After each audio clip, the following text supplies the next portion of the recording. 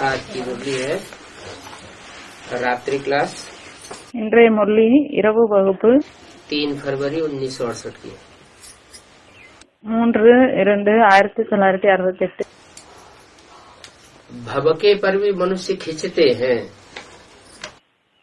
வெளி உலகத்தில் இருக்கக்கூடிய பாம்பன் ஷோவை பார்த்து மனிதர்கள் அட்ராக்ட் ஆகுகிறார்கள்। भक्ति मार्ग में भबका बहुत होता है, பக்தி மார்க்கத்தில் பாம்பன் ஷோ அதிகமாக உள்ளது। तो लोग खींचे चले जाते हैं। அப்பொழுது மனிதர்கள் அட்ராக்ட் ஆகி போகிறார்கள்। बड़े बड़े सेंटर्स पर ऐसे भबका करते हैं जो मनुष्य खींच कर चले आते हैं। பெரிய பெரிய சென்டர்களில் அப்படி அலங்காரம் செய்கிறார்கள், அதை பார்த்து மனிதர்கள் ஈர்க்கப்படுகிறார்கள்। और यहाँ गीता पाठशाला में तो कोई भबका नहीं है। ஆனால் இங்கே கீதா பாடசாலையில் எந்த விதமான ஆடம்பரமும் இல்லை।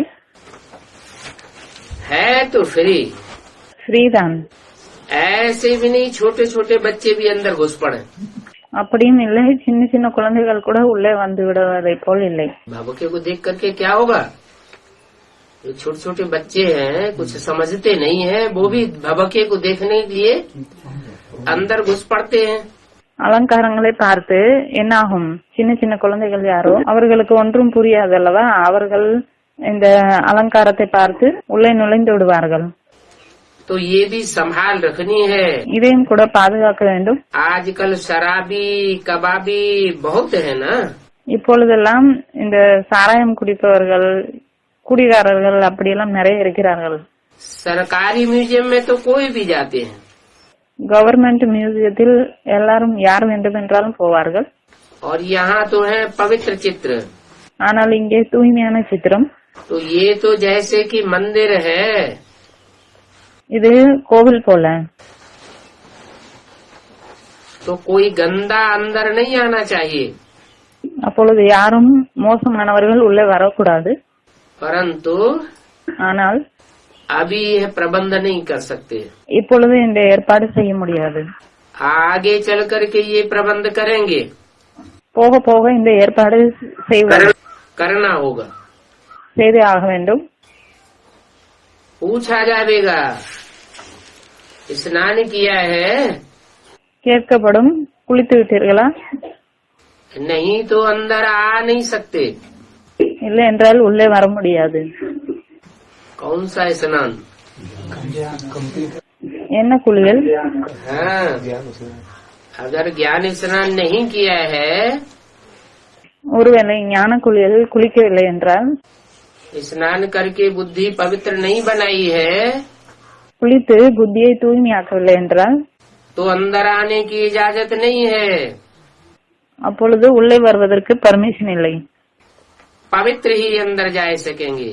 தூய்மையானவர்கள் தான் உள்ளே வர முடியும்। क्या என்ன? ये पांडवों का किला ऐसा बन जाएगा இந்த பாண்டவர்களினுடைய கோட்டை அப்படி ஆகிவிடும், जो कोई अपवित्र अंदर घुस नहीं सकेगा। அதாவது தூய்மை இல்லாதவர்கள் யாருமே உள்ளே நுழையவே முடியாது। बहुत ऐसे भी मनुष्य होते हैं நிறைய அப்படி மனிதர்கள் இருக்கிறார்கள், जो लैट्रिन करके स्नान नहीं करते हैं। லத்தின் போய்விட்டு குளிப்பதில்லை। हद की ही बात है या बेहद की भी बात है? எல்லைக்குட்பட்ட விஷயம் மட்டுமா, எல்லைக்கு அப்பாற்பட்ட விஷயமும் கூடவா? हैं? என்ன?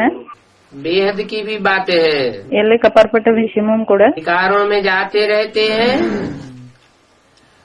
और ज्ञान स्नान पर ध्यान ही नहीं देते। விகாரத்தில் போய்கொண்டே இருக்கிறார்கள், பிறகு ஞான குளியலில் கவனம் கொடுப்பதே இல்லை। वो समय आवेगा, அந்த சமயம் வரும், खासकर इस जगह मधुबन के हाल में पतित को अलाउ नहीं करेंगे। முக்கியமாக இந்த இடத்தில் மதுபனில் தூய்மை இல்லாதவர்களை அலோவ் செய்ய மாட்டார்கள், அனுமதிக்க மாட்டார்கள்।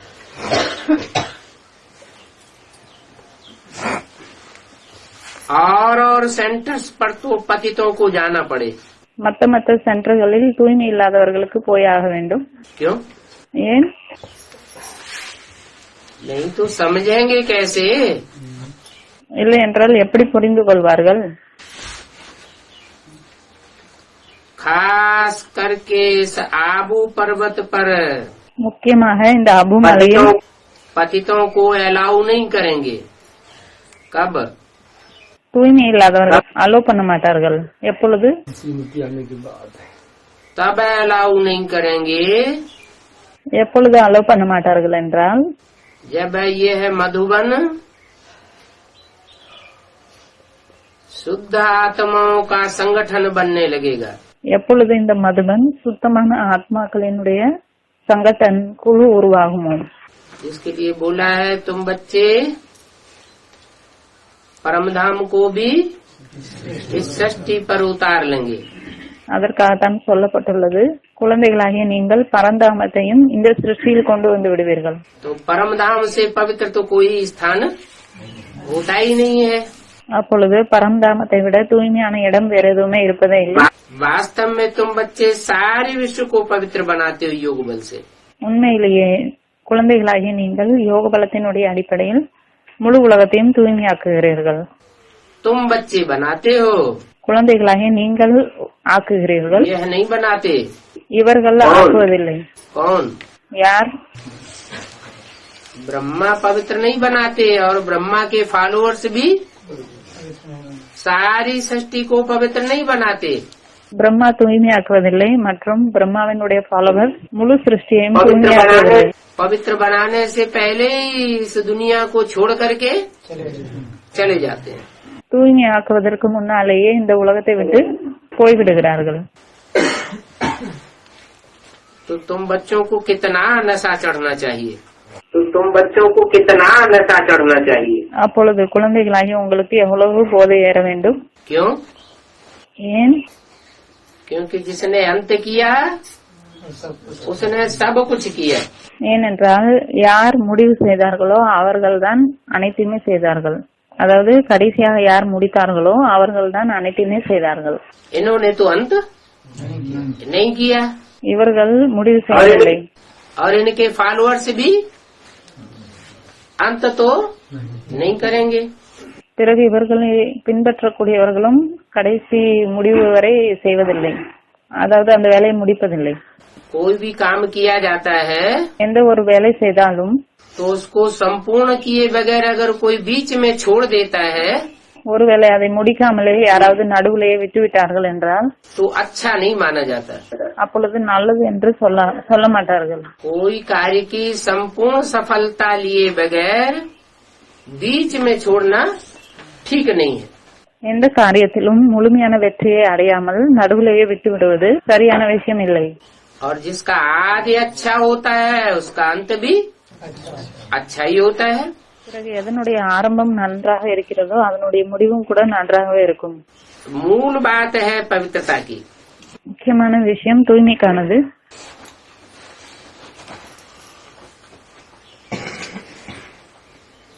मना அதாவது जो जब ज्ञान में आते हैं யார் எப்பொழுது ஞானத்தில் வருகிறார்களோ वो ज्ञान स्नान करते समय शुरुआत में ही जिन्होंने पवित्रता का विशेष ध्यान दे दिया ஞான குளியல் செய்யும் பொழுது யார் ஆரம்பத்திலேயே கவனம் கொடுக்கிறார்களோ தூய்மை तो उनका फाउंडेशन अच्छा पड़ जाता है। அப்பொழுது அவர்களினுடைய பவுண்டேஷன் நன்றாக போடப்படும். पवित्रता की बात पर मंदिर याद आते हैं। தூய்மையினுடைய விஷயத்தில் கோவில் நினைவுக்கு வரும். वो मंदिर तो यादगार हैं, அந்த கோவில் நினைவார்த்தம். वो तो जड़ मूर्तियां रखी हुई हैं, அங்கே ஜடமான மூர்த்திகள் வைக்கப்பட்டுள்ளது. परंतु असली पवित्रता तो तुमने ஆனால் உண்மையான தூய்மை संगम युग पर धारण की थी। குழந்தைகளாகிய நீங்கள் சங்கம் யுகத்தில் தாரணை செய்தீர்கள். अभी वही पवित्र देवी देवता बन रहे हो। தூய்மையான தேவி தேவதைகளாக ஆகுகிறீர்கள். पढ़ाई की बात पर कॉलेज याद आते हैं படிப்பினுடைய விஷயத்தில் காலேஜ் நினைவுக்கு வரும். और यहाँ तो चित्रों पर पढ़ाया जाता है। இங்கே சித்திரங்களில் மேல் கற்பிக்கப்படுகிறது. बच्चों को ख्याल आना चाहिए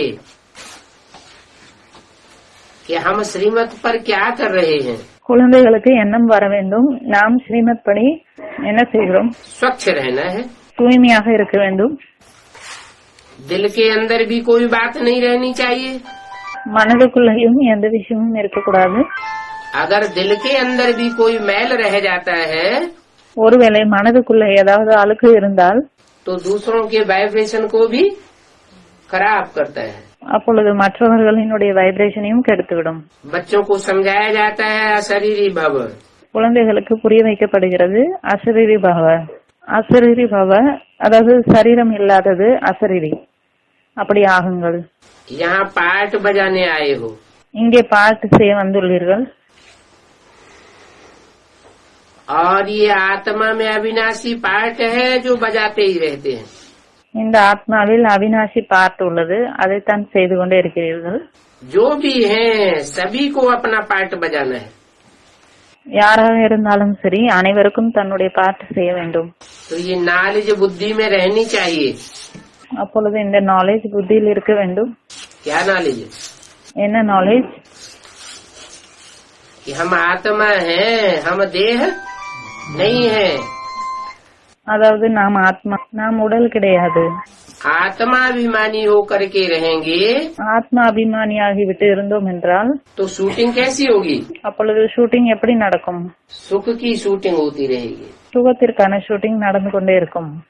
और देह अभिमानी होकर रहेंगे ஒருவேளை தேக அபிமானி ஆகிவிட்டு இருந்தோம் என்றால் तो दुख की शूटिंग होती रहेगी। அப்பொழுது துக்கத்திற்கான ஷூட்டிங் நடந்து கொண்டே இருக்கும். रिहर्सल होती है ना। ரிஹர்சல் நடக்கிறது அல்லவா? सीढ़ी पर तुम किसको भी समझा सकते हो। ஏணிப்படியில் நீங்கள் யாருக்கு வேண்டுமென்றாலும் புரிய வைக்கலாம். रावण राज्य है ही पतित, राम राज्य है पावन। ராவண ராஜ்யம் தூய்மை இல்லாதது, தூய்மையானது ராமராட்சி. सीढ़ी पर दिखाते हैं ना। ஏணிப்படியில் காட்டப்பட்டுள்ளது அல்லவா? फिर पतित से पावन कैसे बने? பிறகு தூய்மை இல்லாதவர்களிலிருந்து தூய்மையானவர்களாக எப்படி ஆவது? पतित से पावन कैसे बने? தூய்மை இல்லாதவர்களிலிருந்து தூய்மையானவர்களாக எப்படி ஆவது? रावण राज्य में नीचे गिरे पतित बनते चले गए। ராவணன் ஆட்சியில் கீழே விழுந்தோம், தூய்மை இல்லாமல் ஆகிக் கொண்டே போனோம். रावण राज्य में दुख हो गया। ராவணன் ஆட்சியில் துக்கம் வந்துவிட்டது. राम राज्य में दुख था नहीं। ராமராஜ்யத்தில் துக்கம் இல்லவே இல்லை. फिर भी नीचे तो गिरे ना। ஆனாலும் கூட கீழே விழுந்தோம் தானே. सतयुग के पहले जन्म से नीचे गिरना हुआ या नहीं हुआ? சத்தியுகத்தினுடைய முதல் ஜென்மத்திலிருந்து கீழே விழ ஆரம்பித்தோமா இல்லையா? नीचे गिरना तो हुआ। ஆமாம், கீழே விழுவது இருந்ததுதான். तो ये नीचे गिरना क्यों हुआ? இப்படி ஏன் கீழே விழுந்தோம்? पतित कैसे बनते गए? இப்படி தூய்மை இல்லாதவர்களாக ஆகிக் கொண்டே போனோம். पहले धीरे धीरे पतित बने, बाद में முதலில் மெதுமெதுவாக தூய்மை இல்லாதவர்களாக ஆகிக் கொண்டே போனோம். பிறகு रावण राज्य में आए तो तेजी से पतित बने। ராவணனினுடைய ஆட்சியில் வந்த பிறகு தீவிரமாக கீழே விழுந்தோம், தூய்மை இல்லாமல் ஆகிவிட்டோம். अभी पावन कैसे बनना है? இப்பொழுது எப்படி தூய்மையாக வேண்டும்? बुद्धि में बात तो आती है। புத்தியில் விஷயம் வருகிறது. अनेकों के संग के रंग से पतित बने। அதாவது நிறைய பேரினுடைய தொடர்பு மூலமாக, சங்குக்காரங்க மூலமாக தூய்மை இல்லாமல் ஆகிவிட்டோம். और एक जो ऊंच से ऊंच है उसके संग के रंग से हम पावन बनते हैं। பிறகு ஒரு உயர்ந்ததிலும் உயர்ந்தவர் யாரோ அவரினுடைய சங்க பிரபாவத்தின் மூலமாக நாம் தூய்மையாகுகிறோம். क्यों पावन बनते हैं? एक में क्या खासियत? ஏன் தூய்மையாகுகிறோம்? ஒருவருக்குள் என்ன ஸ்பெஷாலிட்டி உள்ளது? उस एक में ये खासियत है அந்த ஒருவருக்குள்ள இந்த ஸ்பெஷாலிட்டி உள்ளது कि वो संग के रंग में आता है तो उसको संग का रंग नहीं लगता है। அதாவது அவர் சங்க பிரபாவத்தில் வருகிறார், அப்பொழுது அவருக்கு சங்க பிரபாவம் ஏற்படுவதில்லை. और जो भी देवताएं हैं या मनुष्य हैं या राक्षस संप्रदाय हैं सबको संग का रंग लगता है। इसलिए ऊंच से ऊंच एक गाया हुआ है। அதனால் தான் உயர்ந்ததிலும் உயர்ந்தவர் ஒருவர் என்று மகிமை பாடப்பட்டுள்ளது. वो हीरो पार्टधारी है। அவர் ஹீரோ பாட்டுதாரி. ऐसे भी नहीं அப்படியும் கிடையாது. कि परमधाम में ऊंच और नीच होता है। அதாவது பரம்தாமத்தில் உயர்ந்தவர் தாழ்ந்தவர் இருக்கிறது, அப்படி இல்லை. परमधाम में तो பரம்தாமத்தில் बिंदु बिंदु आत्माओं का बाप ज्योति बिंदु शिव है। புள்ளி புள்ளி ஆத்மாக்களினுடைய தந்தை ஜோதி புள்ளி சிவ்.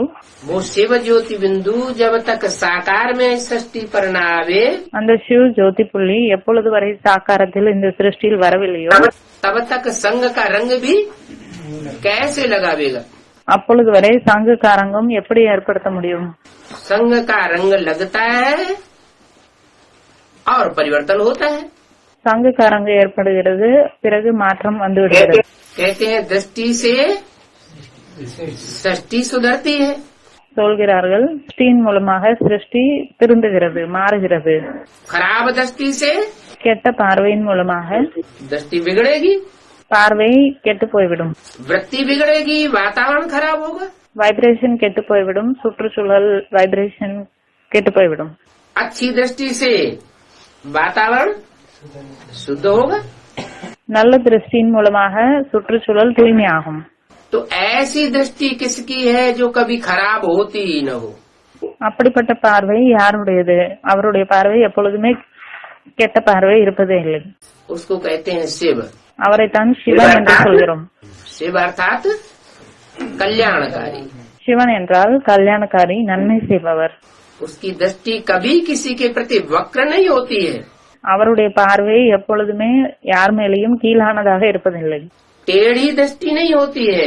கோணலான பார்வை இருப்பதில்லை. क्या? என்ன? उसको तो कहते हैं प्यार का सागर, அவரை அன்பின் கடல் என்று சொல்கிறோம். सुख का सागर। சுகத்தினுடைய கடல். और आत्माओं का क्या होता है? மற்ற ஆத்மாக்களினுடைய நிலைமை என்ன ஆகிறது? कितना भी पुरुषार्थ करें, எவ்வளவு புருஷார்த்தம் செய்தாலும் சரி, कुछ न कुछ तुर्स हो ही जाता है। கொஞ்சத்திற்கு கொஞ்சம் டிஸ்டர்ப் ஆகிவிடுகிறது. तो ये तुर्स मिजाज जो हो जाता है उसके किस कारण से हो जाता है? அப்செட் ஆவது எதனால் ஆகிறது? संग का रंग लग जाता है। சங்கு கரங்கு ஏற்பட்டு விடுகிறது. इसलिए बाप कहते हैं कोई क्रोध करता हो तो उसके सामने नहीं टिकना चाहिए।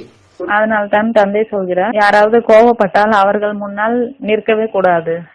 बाप की बात अलग है, தந்தையினுடைய விஷயம் வேறே, देवताओं के गुण अलग हैं, मनुष्यों के गुण अलग हैं, தேவதைகளினுடைய குணங்கள் வேறே, மனிதர்களின் குணங்கள் வேறு, राक्षसों के अवगुण अलग हैं। ராட்சசர்களினுடைய குணங்கள் வேறே. देवताओं के गुणों को भगवान बाप के गुणों में मिक्स नहीं कर सकते। தேவதைகளினுடைய குணங்களை பகவான் அப்பாவினுடைய குணங்களுடன் மிக்ஸ் செய்ய முடியாது.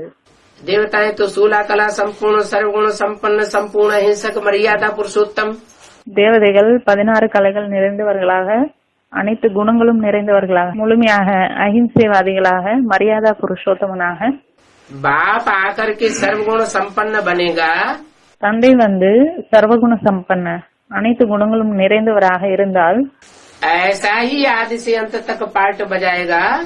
ஆரம்பத்திலிருந்து கடைசி வரை அப்படியே பாட்டு செய்தார் என்றால், तो ये जो अवगुणों से भरी हुई दुनिया है आसुरों की, இந்த அசுரர்களினுடைய உலகம், அவகுணங்கள் நிறைந்த உலகம், वो कौन खलास करेगा? அந்த உலகத்தை யார் அழிப்பார்கள்? असुरों में ज्यादा ताकत होती है या देवात्माओं में ज्यादा ताकत होती है? அசுரர்களுக்குள் அதிக சக்தி அல்லது தேவ ஆத்மாக்களுக்குள் அதிகமான சக்தி உள்ளதா? देवात्माओं में ज्यादा ताकत होती है। असुरों में ताकत बहुत होती है, அசுரர்களுக்குள் அதிக சக்தி உள்ளது. देवताओं में ताकत तब आती है जब भगवान बाप की ताकत उनको मिलती है। தேவதைகளுக்குள் சக்தி எப்பொழுது வருகிறது என்றால், எப்பொழுது தந்தையினுடைய சக்தி அவர்களுக்கு கிடைக்கிறதோ. तो 63 जन्म असुरों के संग के रंग में आकर नीचे गिरते रहे। அப்பொழுது 63 ஜென்மங்களாக அசுரர்களினுடைய தொடர்பில் வந்து கீழே விழுந்து கொண்டே போனோம். अभी एक बाप का संग करना है, இப்பொழுது ஒரு தந்தையினுடைய தொடர்பில் இருக்க வேண்டும். बुद्धि से संग करने की बात है।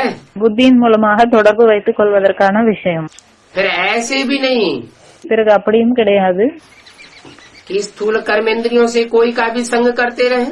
ஸ்தூல கர்மேந்திரியங்கள் மூலமாக வேறு யாருடன் தொடர்பிலும் இருக்கலாம், அப்படி இல்லை. क्यों? ஏன்? अगर करेंगे तो संग का रंग हमको जरूर लगेगा। ஒருவேளை தொடர்பு வைத்துக் கொண்டோம் என்றால் சங்குக்காரங்கு நமக்கு கண்டிப்பாக ஏற்படும். इसलिए बोला कि कर्मेंद्रियों से कोई विकर्म नहीं होना चाहिए। அதனால் தான் சொல்கிறார், கர்மேந்திரியங்கள் மூலமாக எந்த விகர்மங்களும் ஆகக்கூடாது. बुद्धि में भले कोई ऊपर नीचे संकल्प आ जाता है புத்தியில் அப் அண்ட் டவுன் ஏதாவது எண்ணங்கள் வந்து விடலாம், तो उसका पाप नहीं बनता। அதனால் பாவம் வராது. परंतु अगर कर्मेंद्रियों से कर लिया ஒருவேளை கர்மேந்திரியங்கள் மூலம் செய்துவிட்டால் तो संग का रंग पक्का लग जाता है। அப்பொழுது சங்குக்காரங்கு கண்டிப்பாக ஏற்பட்டுவிடும். फिर पतित से पावन कैसे बनेंगे? பிறகு தூய்மை இல்லாதவர்களிலிருந்து தூய்மையானவர்களாக எப்படி ஆவது? प्रैक्टिस तो पक्की होती रहेगी। பிராக்டிஸ் உறுதியாகிக் கொண்டே போகும். कौन सी? எந்த பிராக்டிஸ்? संगम युग में अगर हम दुष्कर्म करेंगे, சங்கம் யுகத்தில் ஒருவேளை நாம் கெட்ட வேலை செய்தோம் என்றால், पतित इंद्रियों से पतित का संग करेंगे, தூய்மை இல்லாத உறுப்புகள் மூலமாக தூய்மை இல்லாதவர்களினுடைய தொடர்பில் போனோம் என்றால், तो प्रैक्टिस तो खराब होगी ना। அப்பொழுது பிராக்டிஸ் கெட்டு போய்விடும் அல்லவா? तो पतित से पावन कैसे बने? அப்பொழுது தூய்மை இல்லாதவர்களிலிருந்து தூய்மையானவர்களாக எப்படி ஆவது? एक बाप का ही संग करना है और ஒரு தந்தையினுடைய தொடர்பு தான் வைத்துக் கொள்ள வேண்டும். பிறகு कोई का भी संग नहीं करना। வேறு யாருடைய தொடர்பும் வைத்துக் கொள்ளக்கூடாது. ऐसी ऐसी बातों पर बुद्धि में रमण करना चाहिए இப்படிப்பட்ட விஷயங்களில் புத்தி ஈடுபட்டுக் கொண்டே இருக்க வேண்டும். कि हम कैसे पावन बने। அதாவது நாம் எப்படி தூய்மை ஆவது? उसको विचार सागर मंथन कहा जाता है। இதை விசார் சாகர் மந்தன் என்று சொல்கிறோம். कैसे हम पतित बने எப்படி நாம் தூய்மை இல்லாதவர்களாக ஆகிவிட்டோம், और कैसे हम पावन बनते हैं। பிறகு எப்படி நாம் தூய்மையானவர்களாக ஆகிறோம். 84 का चक्र याद आ जाना चाहिए। 84 ஜென்மத்தினுடைய சக்கரம் நினைவு வர வேண்டும். है तो ये बहुत सहज बात। இது மிகவும் எளிதான விஷயம்தான். 84 का चक्र याद आएगा 84 ஜென்மத்தினுடைய சக்கரம் நினைவு வந்தால், तो सत्युग त्रेता में भी पतित तो हुए, அப்பொழுது சத்தியுகம் திரேதாயுகத்தில் தூய்மை இல்லாமல் ஆனோம் தான். लेकिन अंतर क्या हुआ? ஆனால் வித்தியாசம் என்ன உள்ளது? द्वापर कलयुग में भी पतित बने। துவாபர யுகம் கலியுகத்திலும் தூய்மை இல்லாமல் ஆனோம். अंतर ये हुआ कि द्वापर कलयुग में तेजी से पतन हुआ।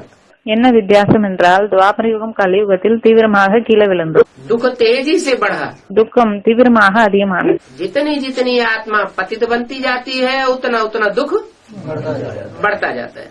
எந்த அளவுக்கு ஆத்மா தூய்மை இல்லாமல் ஆகிக் கொண்டே போகிறது, அந்த அளவுக்கு துக்கம் அதிகமாகிக் கொண்டே போகிறது. लेकिन ஆனால் सत्युग त्रेता में तो दुख हुआ ही नहीं। சத்தியுகம் திரேதாயுகத்தில் துக்கம் வரவே இல்லை. पतित तो बनी आत्मा। ஆத்மா தூய்மை இல்லாமல் ஆனதுதான். कुला कला संपूर्ण से 16 கலை நிறைந்தவர்களிலிருந்து कितनी कला कम हो गई त्रेता के अंत में? திரேதாவினுடைய கடைசியில் எத்தனை கலைகள் குறைந்து விட்டது? 8 कलाएं कम हो गई। 8 கலைகள் குறைந்து விட்டது. तो पतित तो बने, அப்பொழுது தூய்மை இல்லாமல் ஆகி இருக்கும் தான். परंतु ஆனால் जैसे तराजू के 2 पलड़े होते हैं, எப்படி தராசில் 2 தட்டு உள்ளது, एक नीचे चला जाता है एक ऊपर उठ जाता है, तो कहते हैं घाटा वाटा हुआ।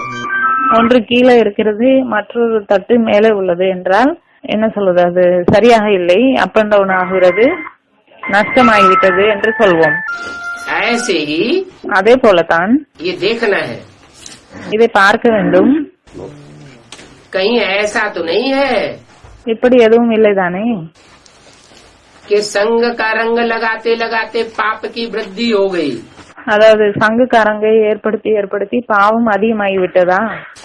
तो संगम युग जितना सुहावना युग है उतना ही डरावना युग भी है। அதாவது சங்கம் யுகம் எந்த அளவுக்கு நல்ல யுகமோ அந்த அளவுக்கு பயமுறுத்தக்கூடிய யுகமும். अगर हम श्रीमत पर चलते हैं ஒருவேளை ஸ்ரீமத் படி நடந்தோம் என்றால் तो सुहावना है। அப்பொழுது நல்ல யுகம். अगर मनमत पर चलते हैं या मनुष्य मत पर चलते हैं तो ஒருவேளை மன்மத் படி தன்னுடைய மனதின் இஷ்டப்படி நடந்தோம் என்றால் அல்லது மனிதர்களினுடைய வழிப்படி நடந்தோம் என்றால் डरावना भी बन जाएगा। அப்பொழுது பயப்படக்கூடிய அளவுக்கும் ஆகிவிடும். क्यों बन जाएगा? ஏன் அப்படி ஆகுகிறது? क्योंकि लौकिक दुनिया में जो कर्म करते थे वो तो 1 गुना पाप बनता था। ஏனென்றால் லௌகீக உலகத்தில் என்ன கர்மம் செய்தோமோ அதற்கு 1 மடங்கு பாவம் உருவானது. और पहचान होने के बाद பிறகு தெரிந்து கொண்ட பிறகு दुनिया के सामने ये जताने के बाद कि हम भगवान के बच्चे हैं, உலகத்தார் முன்னாடி இதை சொல்கிறோம், நாங்கள் பகவானினுடைய குழந்தைகள், हमने भगवान को पहचान लिया। நாங்கள் பகவானை தெரிந்து கொண்டோம். फिर भी अगर पाप कर्म करते हैं तो यहाँ ஒருவேளை பிறகும் கூட பாவம் செய்தோம் என்றால் 100 गुना पाप का बोझा चढ़ता है। இங்கே 100 மடங்கு பாவத்தினுடைய சுமை ஏறும். इसलिए घाटा भी ज्यादा होता है। அதனால் நஷ்டமும் அதிகமாக ஏற்படும். सतयुग त्रेता में तो घाटे की बात है नहीं. சத்தியுகம் திரேதாவில் நஷ்டத்திற்கு விஷயம் இல்லை. क्यों? ஏன்? क्योंकि पुण्य का पलड़ा आत्मिक स्थिति का पलड़ा भारी रहता है. ஏனென்றால் அவர்களினுடைய புண்ணியமாகிய தட்டு, தராசு தட்டு, ஆத்மீக ஸ்திதிக்கான தராசு தட்டு வெயிட்டாக இருக்கும். और द्वापर युग से அப்புறம் துவாபர யுகத்திலிருந்து आत्मिक स्थिति का पलड़ा हल्का हो जाता है. ஆத்மீக ஸ்திதிக்கான தராசு தட்டு லேசாகி விடுகிறது. तो पाप आत्माओं का संग बहुत तीव्रता से लगता है. அப்பொழுது பாவ ஆத்மாக்களினுடைய சங்கம் ரொம்ப தீவிரமாக ஏற்படும். देवी देवता सनातन धर्म की आत्माओं को தேவி தேவதா சனாதன தர்மத்தை சேர்ந்த ஆத்மாக்களுக்கு அதிகமாக சங்க பிரபாவம் ஏற்படும். बाप ने कहा है தந்தை சொல்கிறார், अब अपन को आत्मा समझ मुझे याद करो. இப்பொழுது தன்னை ஆத்மா என்று புரிந்து கொண்டு என்னை நினைவு செய்யுங்கள். तो तेजी से तुम्हारे सारे पाप कर्म भस्म हो जाएंगे. அப்பொழுது தீவிரமாக உங்களுடைய அனைத்து பாவ கர்மங்களும் சாம்பலாகிவிடும். अगर कोई दूजम को याद किया ஒருவேளை வேறு யாரையாவது நினைவு செய்தீர்கள் என்றால் तो पाप कर्म कम नहीं होंगे. அப்பொழுது பாவ கர்மம் குறையாது. ये रूहानी यात्रा है. இது ஆன்மீக யாத்திரை. बाप की याद से विकर्म विनाश होते हैं. தந்தையினுடைய நினைவு மூலமாகத்தான் விகர்மங்கள் விநாசமாகும். क्यों विनाश होते हैं? ஏன் விநாசமாகுகிறது? बाप की याद में ऐसी क्या चीज समाई हुई है? தந்தையினுடைய நினைவில் அப்படி என்ன விஷயம் உள்ளது? सत्य को त्रेता में विकर्म नहीं होते. சத்தியுகம் திரேதாவில் விகர்மம் ஏற்படுவதில்லை. यहाँ पाप कर्म बन जाते हैं. இங்கே பாவ கர்மம் உருவாகி விடுகிறது. सत्य को त्रेता में आत्मिक स्थिति रहती है. சத்தியுகம் திரேதாவில் ஆத்மீக ஸ்திதி இருக்கிறது. इसलिए पाप कर्म होने का सवाल ही नहीं. அதனால் பாவ கர்மம் ஏற்படுவதற்கான கேள்வியே இல்லை. क्योंकि देहवान होता ही नहीं. ஏனென்றால் தேக அபிமானம் இருப்பதே இல்லை. और यहाँ ஆனால் இங்கே घड़ी घड़ी देहवान खींचता है. இங்கே அடிக்கடி தேக அபிமானம் இழுக்கிறது, அட்ராக்ட் செய்கிறது. तो पाप कर्म बन जाता है. बाप की याद भूल जाती. அப்பொழுது பாவ கர்மம் வந்து விடுகிறது, தந்தையினுடைய நினைவு மறந்து விடுகிறது. बाप की याद के लिए ये शर्त है. தந்தையினுடைய நினைவுக்காக இது கண்டிஷன். क्या? என்ன? कि अपन को आत्मा समझ. தந்தையினுடைய நினைவு வர வேண்டும் என்றால் கண்டிஷன் என்னவென்றால் தன்னை ஆத்மா என்று புரிந்து கொள்ளுங்கள். अगर देवभान में रह करके बाप को याद करना चाहेंगे तो याद आवेगी ही नहीं. ஒருவேளை தேக அபிமானத்தில் இருந்து கொண்டு தந்தையை நினைவு செய்ய விரும்பினால் அப்பொழுது நினைவு வரவே வராது. उन जिस्मानी यात्रा से तो और ही विकर्म बनते हैं. அந்த உலகளாவிய யாத்திரையினால் இன்னும் விகர்மம் ஆகிக் கொண்டே போகிறது. तुम्हारी तो है रूहानी यात्रा. உங்களுடைய ஆன்மீக யாத்திரை. तो तुम बच्चों को सदैव कुछ न कुछ सर्विस करनी चाहिए. அப்பொழுது குழந்தைகளாகிய உங்களுக்கு எப்பொழுதுமே கொஞ்சத்திற்கு கொஞ்சம் சர்வீஸ் செய்ய வேண்டும். क्या? देहभान में आने से बचने के लिए क्या करना चाहिए? தேக அபிமானத்தில் வருவதிலிருந்து பாதுகாக்க வேண்டும் என்றால் என்ன செய்ய வேண்டும்? सदैव कुछ न कुछ सेवा करनी चाहिए. எப்பொழுதுமே ஏதாவது கொஞ்சத்திற்கு கொஞ்சம் சேவை செய்ய வேண்டும். ईश्वरीय सेवा करेंगे तो ईश्वर बाप खुश होंगे. ஈஸ்வரிய சேவை செய்தோம் என்றால் அப்பொழுது ஈஸ்வர் தந்தை खुशिயாகி விடுவார். लौकिक दुनिया में भी லௌகீக உலகத்திலும் கூட कोई बच्चा बाप की दुकान में बहुत सहयोगी बनता है तो बाप उस बच्चे पर खुश होता है. ஏதாவது குழந்தை தந்தையினுடைய கடையில் மிகவும் அதிகமாக உதவியாளர் ஆனார் என்றால் அப்பொழுது தந்தை அந்த குழந்தை மேல் மகிழ்ச்சியாக இருப்பார். दुआएं मिलती है. ஆசீர்வாதம் கிடைக்கும். यहाँ तो बाप से कितनी ताकत मिलती है. இங்கே தந்தையிடமிருந்து எவ்வளவு சக்தி கிடைக்கிறது. हम बच्चे याद करते हैं குழந்தைகளாகிய நாம் நினைவு செய்கிறோம். और बाप सर्विसेबल बच्चों को याद करते हैं. ஆனால் தந்தை சர்வீசபிள் குழந்தைகளை நினைவு செய்கிறார். तो हमारी याद में ज्यादा ताकत या बाप की याद में ज्यादा ताकत? அப்பொழுது நம்மளுடைய நினைவில் அதிக சக்தி உள்ளதா, தந்தையினுடைய நினைவில் அதிக சக்தி உள்ளதா? தந்தையினுடைய நினைவில் தான் அதிக சக்தி உள்ளது. तो सर्विस करना छोड़ना नहीं है. சர்வீஸ் செய்வதை விடக்கூடாது. सर्विस करने से ही कल्याण होगा. சர்வீஸ் செய்தால்தான் நன்மை நடக்கும்.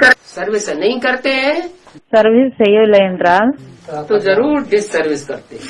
அப்பொழுது கண்டிப்பாக டிசர்வீஸ் செய்கிறார்கள்.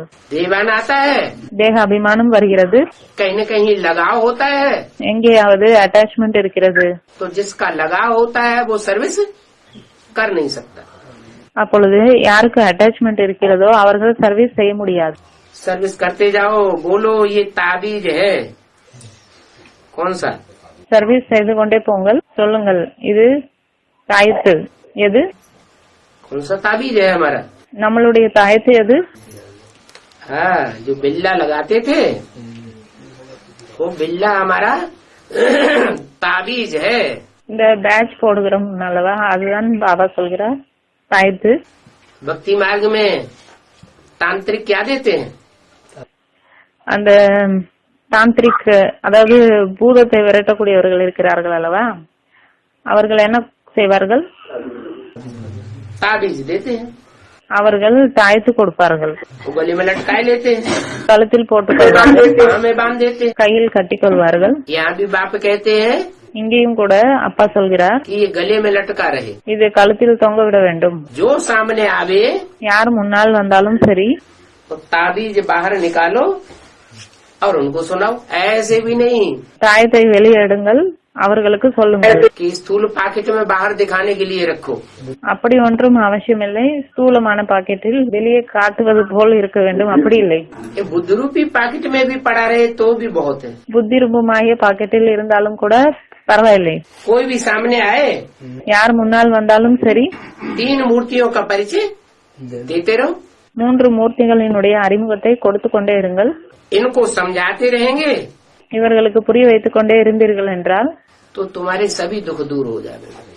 அப்பொழுது உங்களுடைய அனைத்து துக்கமும் தூரமாகிவிடும். समझने वाले के भी दुख दूर होंगे புரிந்து கொள்ளக்கூடியவர்களினுடைய துக்கமும் தூரமாகிவிடும். और तुम्हारे भी दुख दूर हो जाएंगे. பிறகு உங்களுடைய துக்கமும் தூரமாகிவிடும். ताबीज पहनते हैं தாயத்து போடுகிறார்கள் ग्रहाचारी या बीमारी के लिए. கிரகாச்சாரி அல்லது நோய்க்காக. तुम्हारी आत्माएं व्यापार कर रही है, உங்களுடைய ஆத்மாக்கள் வியாபாரம் செய்கிறது. इस व्यापार से कमाई होगी. இந்த வியாபாரத்தினால் சம்பாத்தியம் வரும். अभी तो मौत सामने खड़ी है, இப்பொழுது மரணம் முன்னால் நிற்கிறது. तो पढ़ाई में पूरा अटेंशन देने से ही तुम बच्चों का कल्याण होगा. அப்பொழுது படிப்பில் முழுமையாக அட்டென்ஷன் கொடுப்பதனால்தான் குழந்தைகளாகிய உங்களுக்கு நன்மை ஏற்படும். बच्चों को ये तो निश्चय है, குழந்தைகளுக்கு இந்த நிச்சயம் உள்ளது. बाप ने हमको अनेक बार मनुष्य देवता बनाया, அதாவது தந்தை நம்மை அநேக முறை மனிதனிலிருந்து தேவதை ஆக்கினார். हम बच्चों को ही बनाया है. என்ன குழந்தைகளாகிய நம்மளை மட்டும்தான் ஆக்கினாரா? हम बच्चों को ही निश्चय है. குழந்தைகளாகிய நமக்கு மட்டும்தான் நம்பிக்கை உள்ளதா? ये ज्ञान तो जिसको सुनाया जाएगा उनको निश्चय नहीं बैठेगा. இந்த ஞானம் யாருக்கு சொன்னாலும் அவர்களுக்கு நிச்சயம் வராதா என்ன, நம்பிக்கை வராதா என்ன? उतना ही निश्चय बैठेगा எவ்வளவு நம்பிக்கை வரும் என்றால் जितना 63 जन्मों में श्रेष्ठ कर्म किए होंगे. எந்த அளவுக்கு 63 ஜென்மங்களில் சிரேஷ்ட கர்மங்கள் உயர்ந்த கர்மங்கள் செய்திருக்கிறார்கள். और श्रेष्ठ कर्म किसने किए होंगे? சிரேஷ்ட கர்மங்கள் உயர்ந்த கர்மங்கள் யார் செய்திருப்பார்கள்? उन्होंने ही श्रेष्ठ कर्म किए होंगे जिन्होंने संगम युग में बाप के आने के बाद अच्छे से पढ़ाई पढ़ी होगी. யார் சங்கம் யுகத்தில் தந்தை வந்த பிறகு நல்ல விதமாக படிப்பு படித்திருக்கிறார்களோ அவர்கள்தான் 63 ஜென்மங்களிலும் உயர்ந்த கர்மங்கள் செய்திருப்பார்கள். तो तुम्हारी बुद्धि में रहता है हम अनेक बार मनुष्य देवता बने हैं. அப்பொழுது உங்களுடைய புத்தியில் உள்ளது நாம் நிறைய முறை மனிதனிலிருந்து தேவதை ஆகியிருக்கோம். कल्प कल्प बनते रहे, கல்ப கல்பமாக ஆகிக் கொண்டே இருந்தோம். ये भी अगर बुद्धि में रहे तो भी हो सौभाग्य. இந்த விஷயம் கூட புத்தியில் இருந்தால் மிகவும் நல்ல விஷயம். ये तो बेहद का बड़ा स्कूल है. இது எல்லைக்கு அப்பாற்பட்ட பெரிய ஸ்கூல். वो होता है हद का छोटा स्कूल. அது எல்லைக்குட்பட்ட சின்ன ஸ்கூல். क्यों ஏன் वो छोटा स्कूल क्यों होता है? ये बेहद का बड़ा स्कूल क्यों है? அது சின்ன ஸ்கூல் ஏன், இது எல்லைக்கு அப்பாற்பட்ட பெரிய ஸ்கூல் ஏன்? है वो बड़ी बड़ी यूनिवर्सिटी बनाते हैं. அவர்கள் பெரிய பெரிய யூனிவர்சிட்டி உருவாக்குகிறார்கள். यूनिवर्स माना सारी दुनिया, யூனிவர்ஸ் என்றால் முழு உலகம். परंतु सारी दुनिया की आत्माएं तो किसी यूनिवर्सिटी में पढ़ती नहीं है. ஆனால் முழு உலகத்தை சேர்ந்த ஆத்மாக்களும் எந்த யூனிவர்சிட்டியிலும் படிப்பதில்லை. और ये तो इतना बड़ा स्कूल है जिसमें सारी दुनिया की आत्माएं पढ़ाई पढ़ती है. ஆனால் இது இவ்வளவு பெரிய ஸ்கூல், இதில் முழு உலகத்தை சேர்ந்த ஆத்மாக்களும் படிக்கிறார்கள். बाकी पढ़ने वाले नंबरवार होते हैं। நிச்சயப்படி படிக்கக்கூடியவர்கள் வரிசை கிரமமாக உள்ளார்கள். कोई कम पढ़ाई पढ़ पाते हैं, कोई जास्ती पढ़ते हैं। ஒரு சிலர் குறைவான படிப்பு படிக்க முடிகிறது, ஒரு சிலர் அதிகமாக படிக்கிறார்கள். बाप को बहुत तरस पड़ता है। தந்தைக்கு மிகவும் அதிகமான கருணை வருகிறது. इनको कैसे समझाऊं, அதாவது இவர்களுக்கு எப்படி புரிய வைப்பது? जो इनकी बुद्धि में बैठे, இவர்கள் புத்தியில் பதிய வேண்டும். कोई से तो भूत निकलता ही नहीं है। சிலரிடமிருந்து பூதம் போவதே இல்லை. बाप के दिल पर चढ़ने के बदले और ही गिरते जाते हैं। அப்பாவினுடைய மனசில் இடம் பிடிப்பதற்கு பதிலாக இன்னும் கீழே விழுந்து கொண்டே போகிறார்கள். कोई बच्चियां तो तैयार हो रही है। ஒரு சில குழந்தைகள் தயாராகுகிறார்கள். இங்கே பெண் குழந்தைகளுக்காக சொல்கிறார். अनेकों का कल्याण कर रही है। நிறைய பேருக்கு நன்மை செய்கிறார்கள். अरे என்ன बच्चे नहीं तैयार हो रहे हैं? ஏன் ஆண் குழந்தைகள் தயாராகவில்லையா? है? आज के जो स्कूल है उनमें भी क्या देखा जाता है? இன்றைய ஸ்கூல் அதிலே கூட என்ன பார்க்கிறோம்? बच्चियां अच्छी पढ़ाई पढ़ती हैं या बच्चे अच्छी पढ़ाई पढ़ते हैं? பெண் குழந்தைகள் நல்ல படிப்பு படிக்கிறார்களா அல்லது ஆண் குழந்தைகள் நல்ல படிப்பு படிக்கிறார்களா? बच्चियां अच्छी पढ़ाई पढ़ती हैं, பெண்கள் நல்ல விதமாக படிக்கிறார்கள், अच्छा काम भी करके दिखाती हैं। நன்றாக வேலை செய்தும் காட்டுகிறார்கள். और पुरुष वर्ग ஆனால் ஆண் வர்க்கத்தை சேர்ந்தவர்கள் बुद्धि ज्यादा होती है, புத்தி அதிகமாக உள்ளதுதான், तो भी बुद्धि का उपयोग अच्छे काम में कर नहीं पाते। புத்தியை நல்ல வழியில் பயன்படுத்துவதில்லை. बच्चियां यहाँ तैयार हो रही हैं अनेकों का कल्याण करने के लिए। பெண் குழந்தைகள் இங்கே நிறைய தயாராகுகிறார்கள் நிறைய பேருக்கு நன்மை செய்வதற்காக. फिर कोई तो ऐसी भी है जो कल्याण भी करती है। ஒரு சிலர் அப்படியும் இருக்கிறார்கள், அக்கல்யாண் அதாவது தீமையும் செய்து விடுகிறார்கள். अपना ही अकल्याण करती है। தனக்கு தானே தீமையை ஏற்படுத்திக் கொள்கிறார்கள். कल्याण नहीं कर सकते हैं तो कल्याण ही करते हैं। நன்மை செய்ய முடியவில்லை என்றால் கண்டிப்பாக தீமைதான் செய்வார்கள். यहाँ तो वातावरण भी ज्ञान का चलना है।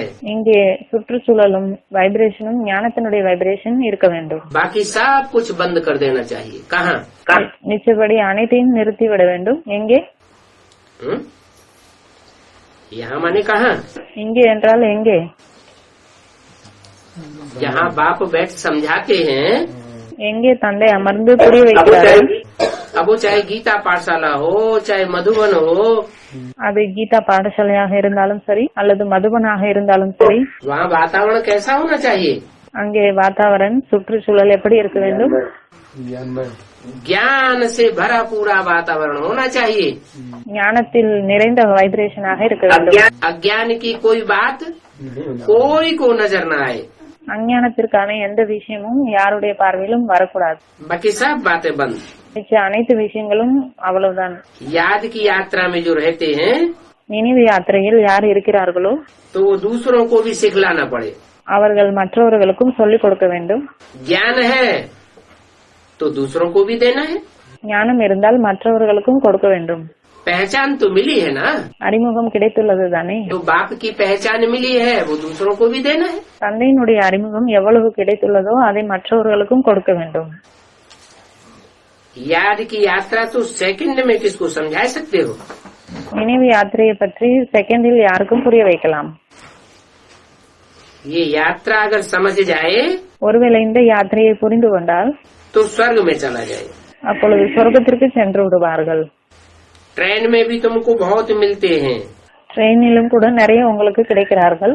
वहाँ तुम बैज से किसको भी सर्विस करके विश्व का मालिक बना सकते हो। அங்கே நீங்கள் பேட்ச் மூலமாக யாருக்கு வேண்டும் என்றாலும் புரிய வைக்கலாம், விஸ்வத்தினுடைய முதலாளி ஆக்கலாம். ज्यादा चित्रों का ताम झाम ले जाने की जरूरत ट्रेन में नहीं है। அதிகமாக ட்ரெயினில் சித்திரங்களை நிறைய எடுத்து செல்ல வேண்டிய அவசியம் இல்லை. बुद्ध रूपी पॉकेट में बैज पड़ा रहे, புத்திரூபமாகிய பாக்கெட்டில் பேட்ச் जब जो आया जैसा आया उसको वैसे ही समझाया। எப்பொழுது யார் வந்தாலும் சரி எப்படி வந்தாலும் சரி அவர்களுக்கு அப்படியே புரிய வைத்து விட வேண்டும். समझावेंगे புரிய வைத்தீர்கள் என்றால் तो उनको बुद्धि में बैठेगा। அப்பொழுது அவர்கள் புத்தியில் பதியும். ये बेहद का बाप है। இது எல்லைக்கு அப்பாற்பட்ட தந்தை. क्या என்ன बैज में क्या समझाओ? பேட்சில் என்ன புரிய வைக்க வேண்டும்? ये बेहद का बाप है। இவர் எல்லைக்கு அப்பாற்பட்ட தந்தை. कौन है बेहद का बाप? त्रिमूर्ति में திருமூர்த்தியில் எல்லைக்கு அப்பாற்பட்ட தந்தை யார்? बैज में एक तरफ त्रिमूर्ति है, பேஜில் ஒரு பக்கம் திருமூர்த்தி உள்ளது, दूसरी तरफ लक्ष्मी नारायण का चित्र है। மற்றொரு பக்கத்தில் லட்சுமி நாராயணனின் சித்திரம் உள்ளது. अब उन्हें बैठ के समझाओ ये तुम्हारा बेहद का बाप है। இப்பொழுது அவர்களுக்கு அமர்ந்து புரிய வையுங்கள், இவர் எல்லைக்கு அப்பாற்பட்ட தந்தை. कौन है? யார் அவர்? 3 मूर्तियाँ, 3 மூர்த்திகளுமா? दोनों तरफ नारायण। 3 मूर्तियाँ तो बेहद का बाप नहीं है। 3 மூர்த்திகள் ஒன்றும் எல்லைக்கு அப்பாற்பட்ட அப்பா இல்லை. फिर किसकी तरफ इशारा करें? பிறகு யார் பக்கமாக சைகை காட்டுவது? है? अरे वहाँ तो 3 मूर्तियाँ बैठी हुई है, அங்கே 3 மூர்த்திகள் அமர்ந்துள்ளார். इसमें बेहद का बाप कौन सा है? இதில் எல்லைக்கு அப்பாற்பட்ட தந்தை யார்? इसको देव देव महादेव कहते हैं। महादेव क्यों कहते हैं? யாரை தேவதேவ் மகாதேவ் என்று சொல்கிறோம், மாதவ் என்று ஏன் சொல்கிறோம்? औरों को सिर्फ देवता का नाम टाइटल दिया है और उसको மற்றவர்கள் அனைவருக்கும் தேவதை என்ற டைட்டில் மட்டும் கொடுக்கப்பட்டுள்ளது. महादेव का टाइटल ऐसा महान क्या काम किया? ஆனால் அவருக்கு மகாதேவுக்கான டைட்டில் உள்ளது. அப்படி மகான் வேலை, என்ன பெரிய வேலை செய்தார்? चित्र दिखाते हैं। சித்திரங்களை காட்டுகிறார்கள். चित्र किस बात की यादगार होते हैं? சித்திரம் எந்த விஷயத்தினுடைய அடையாளம்? ऐसा चरित्र किया है। அப்படிப்பட்ட சரித்திரம் படைத்துள்ளார்கள். क्या चरित्र है उन चित्रों में? அந்த சித்திரங்களில் என்ன சரித்திரம் உள்ளது? याद में बैठा हुआ बाप का वो रूप दिखाया है, நினைவில் அமர்ந்திருக்கக்கூடிய தந்தையினுடைய அந்த உருவத்தை காட்டியுள்ளார்கள். तो उन्हें समझाना पड़े। அப்பொழுது அவர்களுக்கு புரிய வைக்க வேண்டும். ये याद में कौन बैठा है? நினைவில் எப்படி யார் உட்கார்ந்து இருக்கிறார்கள்? शिव बैठा है या शंकर बैठा है? சிவன் அமர்ந்திருக்கிறாரா அல்லது சங்கர் அமர்ந்திருக்கிறாரா? शंकर याद में बैठा है। சங்கர் நினைவில் அமர்ந்திருக்கிறார். शिव बाप को तो याद करने की दरकार ही नहीं। சிவன் தந்தைக்கு நினைவு செய்ய வேண்டிய அவசியமே இல்லை. वो तो पाप पुण्य से दोनों से परे है। அவர் பாவம் புண்ணியம் இரண்டிலிருந்து அப்பாற்பட்டவர். वो ज्ञान दाता है, அவர் ஞானம் கொடுத்தவர், ज्ञान लेने वाला नहीं है। ஞானம் எடுத்துக்கொள்ளக்கூடியவர் இல்லை. ज्ञान किसको लेने की दरकार है? ஞானம் யாருக்கு எடுத்துக்கொள்ள வேண்டும்? पतित को या पावन को? தூய்மை இல்லாதவர்களுக்கு ஞானம் எடுக்க வேண்டுமா அல்லது தூய்மையானவர்களுக்கு எடுக்க வேண்டுமா? पतित को ज्ञान लेने की दरकार है। தூய்மை இல்லாதவர்களுக்கு தான் ஞானம் எடுத்துக்கொள்ள வேண்டிய அவசியம் உள்ளது. वो तो इस सृष्टि पर आकर के जन्म मरण के चक्कर में आता ही नहीं। அவர் இந்த சிருஷ்டியில் வந்து பிறப்பு இறப்பு என்ற சக்கரத்தில் வருவதே இல்லை. किसी के संग के रंग में आता ही नहीं तो पतित कहाँ से बनेगा? யாருடைய சங்க தொடர்பிலும் வருவதே இல்லை என்றால் தூய்மை இல்லாமல் எப்படி ஆவார்? तो वो सुप्रीम सोल बाप இப்பொழுது அந்த சுப்ரீம் சொல்றான் शिव சிவன் शंकर के द्वारा प्रत्यक्ष होते हैं संसार में। சங்கர் மூலமாக முழு உலகத்திலும் வெளிப்படுகிறார். तो ये हमारा बाप है। அப்பொழுது இவர்தான் நம்மளுடைய தந்தை. समझाओ, புரிய வைங்க. ये विष्णु तुम्हारा बाप नहीं है, இந்த விஷ்ணு उங்களுடைய தந்தை இல்லை. ये ब्रह्मा बाप नहीं है, இந்த பிரம்மா உங்களுடைய தந்தை இல்லை. इनका तो नाम ही है ब्रह्मा। இவருடைய பெயரே என்ன? பிரம்மா. ब्रह्म माने बड़ी, माँ माने माँ। பிரம் என்றால் பெரிய, மா என்றால் மா. दुनिया की बड़े से बड़ी माँ। உலகத்திலே பெரியதிலும் பெரிய மா. कोई पूछे ये बड़ी माँ है, तो दाढ़ी मूछ वाला बैठा है। யாராவது கேட்பார்கள் அல்லவா, இவர் பெரிய அம்மாவா, இவருக்கு தாடி மீசை உள்ளது, தாடி மீசை வைத்து அமர்ந்துள்ளார். तो समझाओ அப்பொழுது புரிய வையுங்கள், कि दाढ़ी मूछ वाले ब्रह्मा के मंदिर संसार में नहीं है, कोई यादगार नहीं है। தாடி மீசை உடைய பிரம்மாவினுடைய கோவில் உலகத்தில் இல்லை, எந்த நினைவார்த்தமும் இல்லை. जो यादगार बनी हुई है वहाँ उनकी पूजा नहीं होती। எங்கே அவருடைய நினைவார்த்தம் உள்ளதோ அங்கே அவருக்கு பூஜை நடப்பதில்லை. वही दाढ़ी मूछ वाला ब्रह्मा, அதே தாடி மீசை உடைய பிரம்மா, जिनके द्वारा ब्रह्मा कुमारी ईश्वरी विश्वविद्यालय की स्थापना हुई है, அவர் மூலமாகத்தான் பிரம்மகுமாரி ஈஸ்வரிய விஸ்வவித்யாலயம் உருவாக்கப்பட்டுள்ளது. ये अधूरा है, இது முழுமை இல்லாதது. ये बेसिक नॉलेज है शुरुआत की। இது ஆரம்பத்தில் இருக்கக்கூடிய பேசிக் நாலேஜ், ये आखिरी नॉलेज नहीं है। இது கடைசி நாலேஜ் இல்லை. वो ब्रह्मा जब शरीर छोड़ करके அந்த பிரம்மா எப்பொழுது சரீரத்தை விட்டு कोई माता में प्रवेश करता है ஏதாவது மாதாக்குள் பிரவேசமாகிறாரோ तो जगदम्बा के रूप में पूजा जाता है। அப்பொழுது ஜெகதம்பா ரூப பூஜிக்கப்படுகிறார். परंतु जगदम्बा तो जगदम्बा है, ஆனால் ஜெகதம்பா ஜெகதம்பா, बाप तो नहीं है। தந்தை ஒன்றும் இல்லை. अम्बा से कोई वर्षा थोड़ा ही मिलता है। அம்மாவிடமிருந்து ஏதாவது ஆஸ்தி கிடைக்கிறதா என்ன?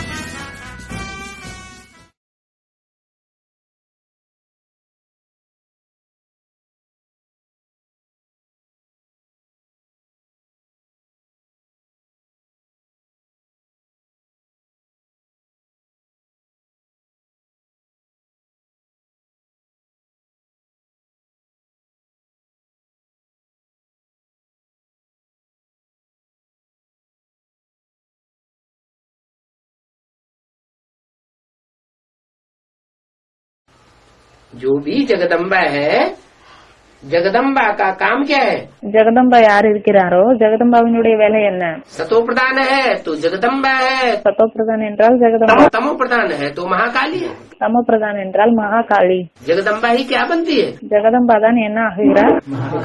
महाकाली बनती है। மகாகாளி ஆகுகிறார்। महाकाली बन करके असुरों का संहार करती है। மகாகாளி ஆகிவிட்டு அசுரர்களை சங்கார் செய்கிறார்। तो ऐसे नहीं அப்பொழுது அப்படி கிடையாது, कि बाहर की दुनिया का ही संहार करेगी। வெளி உலகத்தை சேர்ந்தவர்களை தான் அழிப்பார், அப்படி இல்லை। क्या जगदम्बा किसकी जगदम्बा है? ஜெகதம்பா யாருடைய ஜெகதம்பா? दुनिया वालों की உலகத்தாருக்கா? है? पहले तो ब्राह्मणों की है ना। முதலில் பிராமணர்களினுடைய அம்மா இல்லையா? ब्राह्मणों की दुनिया भी तो है। பிராமண உலகமும் உள்ளதுதானே। ब्राह्मणों की दुनिया में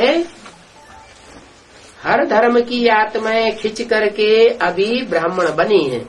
பிராமண உலகத்தில் ஒவ்வொரு தர்மத்தை சேர்ந்தவர்களும் கவர்ந்தெழுக்கப்பட்டு இப்பொழுது பிராமணர்கள் ஆகியுள்ளார்கள்। कि एक धर्म की आत्माएं, அல்லது ஒரு தர்மத்தை சேர்ந்த ஆத்மாக்கள் இருக்கிறார்களா? हिंदू ही जो पहले देवता थे இந்துக்கள் தான் முதலில் தேவதைகளாக இருந்தார்கள்। वो कन्वर्ट होकर के दूसरे दूसरे धर्मों में चले गए। அவர்கள் கன்வெர்ட் ஆகி மற்ற மற்ற தர்மங்களில் போய்விட்டார்கள்।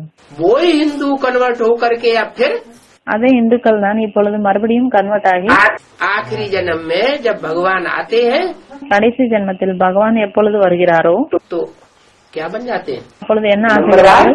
नंबरवार ब्राह्मण बन जाते हैं। வரிசை கிரமமாக பிராமணன் ஆகுகிறார்கள்। ब्राह्मणों की नौकरियां गाई हुई है। பிராமணர்களினுடைய 9 குலம் மகிமைப்பாடப்பட்டுள்ளது। एक से एक ऊंची कुरी के ब्राह्मण दिखाए गए हैं। ஒரு குலத்தை காட்டிலும் மற்றொரு குலத்தை சேர்ந்த பிராமணர்கள் உயர்வாக காட்டப்பட்டுள்ளது। तो 9 कुरियां हैं और 9 ही दुनिया के विशेष धर्म है। அப்பொழுது 9 குலம் உள்ளது, 9 உலகத்தில் விசேஷமான தர்மமும் உள்ளது। उन धर्मों में से खिंची हुई आत्माएं अभी ब्रह्मा कुमारी ईश्वरी विश्वविद्यालय में सब इकट्ठी हुई है। அந்த தர்மத்திலிருந்து கவர்ந்தெழுக்கப்பட்ட ஆத்மாக்கள் தான் பிரம்மகுமாரி ஈஸ்வரி விஸ்வவித்யாலயத்தில் இப்பொழுது மொத்தமாக சேர்ந்துள்ளார்கள்। ब्रह्मा के द्वारा अम्मा के रूप में बेसिक नॉलेज दी जाती है। அம்மா மூலமாக பேசிக் நாலேஜ் கொடுக்கப்படுகிறது। क्या என்ன? ऊंची नॉलेज नहीं दी जाती। உயர்ந்த நாலேஜ் ஒன்றும் கொடுக்கப்படவில்லை। कहते हैं नीम हकीमे खतरे जान। சொல்கிறார்கள் நீம் ஹக்கீமே கத்தரை ஜான்। अगर थोड़ी सी नॉलेज है அதாவது கொஞ்சம் நாலேஜ் இருந்தால் तो डॉक्टर मौत कर सकता है मरीज की। அப்பொழுது டாக்டர் பேஷண்டினுடைய உயிரை எடுத்து விடுவார்। और ब्रह्मा की भी क्या हुई? मौत हो गई। அதாவது பிரம்மாவிற்கு கூட என்ன ஆனது? மரணம் வந்துவிட்டது। पढ़ाई पढ़ते पढ़ते படிப்பு படித்து படித்து मौत हो गई, क्योंकि पूरी पढ़ाई भी नहीं पढ़ी மரணம் வந்துவிட்டது। ஏனென்றால் முழுமையாக படிப்பும் படிக்கவில்லை। और पढ़ाने वाले बाप को भी नहीं पहचाना। பிறகு கற்பிக்கக்கூடிய தந்தையையும் கூட தெரிந்து கொள்ளவில்லை। अब ब्रह्मा को जो फॉलो करते हैं उनकी भी वही गति होती है। இப்பொழுது பிரம்மாவை யார் பின்பற்றுகிறார்களோ அவர்களுக்கும் அதே நிலைமைதான் ஏற்படுகிறது। बाप ने तो मुरली में बताया, ब्रह्मा के मुख से ही बताया। தந்தை பிரம்மாவினுடைய வாய் மூலமாக முரளியில் சொல்லியுள்ளார், कि इस ब्रह्मा को याद नहीं करना है। அதாவது இந்த பிரம்மாவை நினைவு செய்யக்கூடாது। ब्रह्मा की पूजा से या क्राइस्ट की पूजा से मिलेगा कुछ भी नहीं। பிரம்மா அல்லது கிரைஸ்டினுடைய பூஜையின் மூலமாக எதுவுமே கிடைக்க போவதில்லை। मिलेगा किससे? யாரிடமிருந்து கிடைக்கும்? जो ब्रह्मा को भी रचने वाला है। யார் பிரம்மாவையும் கூட படைக்கக்கூடியவரோ अम्मा को कौन रचता है? அம்மாவை யார் படைக்கிறார்? बाप रचता है। தந்தை படைக்கிறார்। तो अम्मा को भी रचने वाला है और धर्म पिताओं को भी। அப்பொழுது அம்மாவையும் கூட படைக்கக்கூடியவர் மற்றும் தர்ம பிதாக்களையும் கூட धर्म पिताओं को भी ज्ञान देने वाला है। தர்ம பிதாக்களுக்கும் ஞானத்தை கொடுக்கக்கூடியவர்। बापों का बाप है। தந்தைக்கும் தந்தை। उस एक बाप जिसे हम ऊंचते ऊंच बाप कहते हैं, அந்த ஒரு தந்தை அவரைத்தான் நாம் உயர்ந்ததிலும் உயர்ந்தவர் என்று சொல்கிறோம்।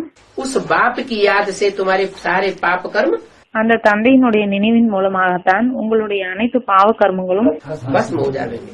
परंतु சாம்பலாகிவிடும்। ஆனால் ये ब्रह्मा को याद नहीं करना है। இந்த பிரம்மாவை நினைவு செய்யக்கூடாது। ये शंकर को याद करने की बात नहीं है।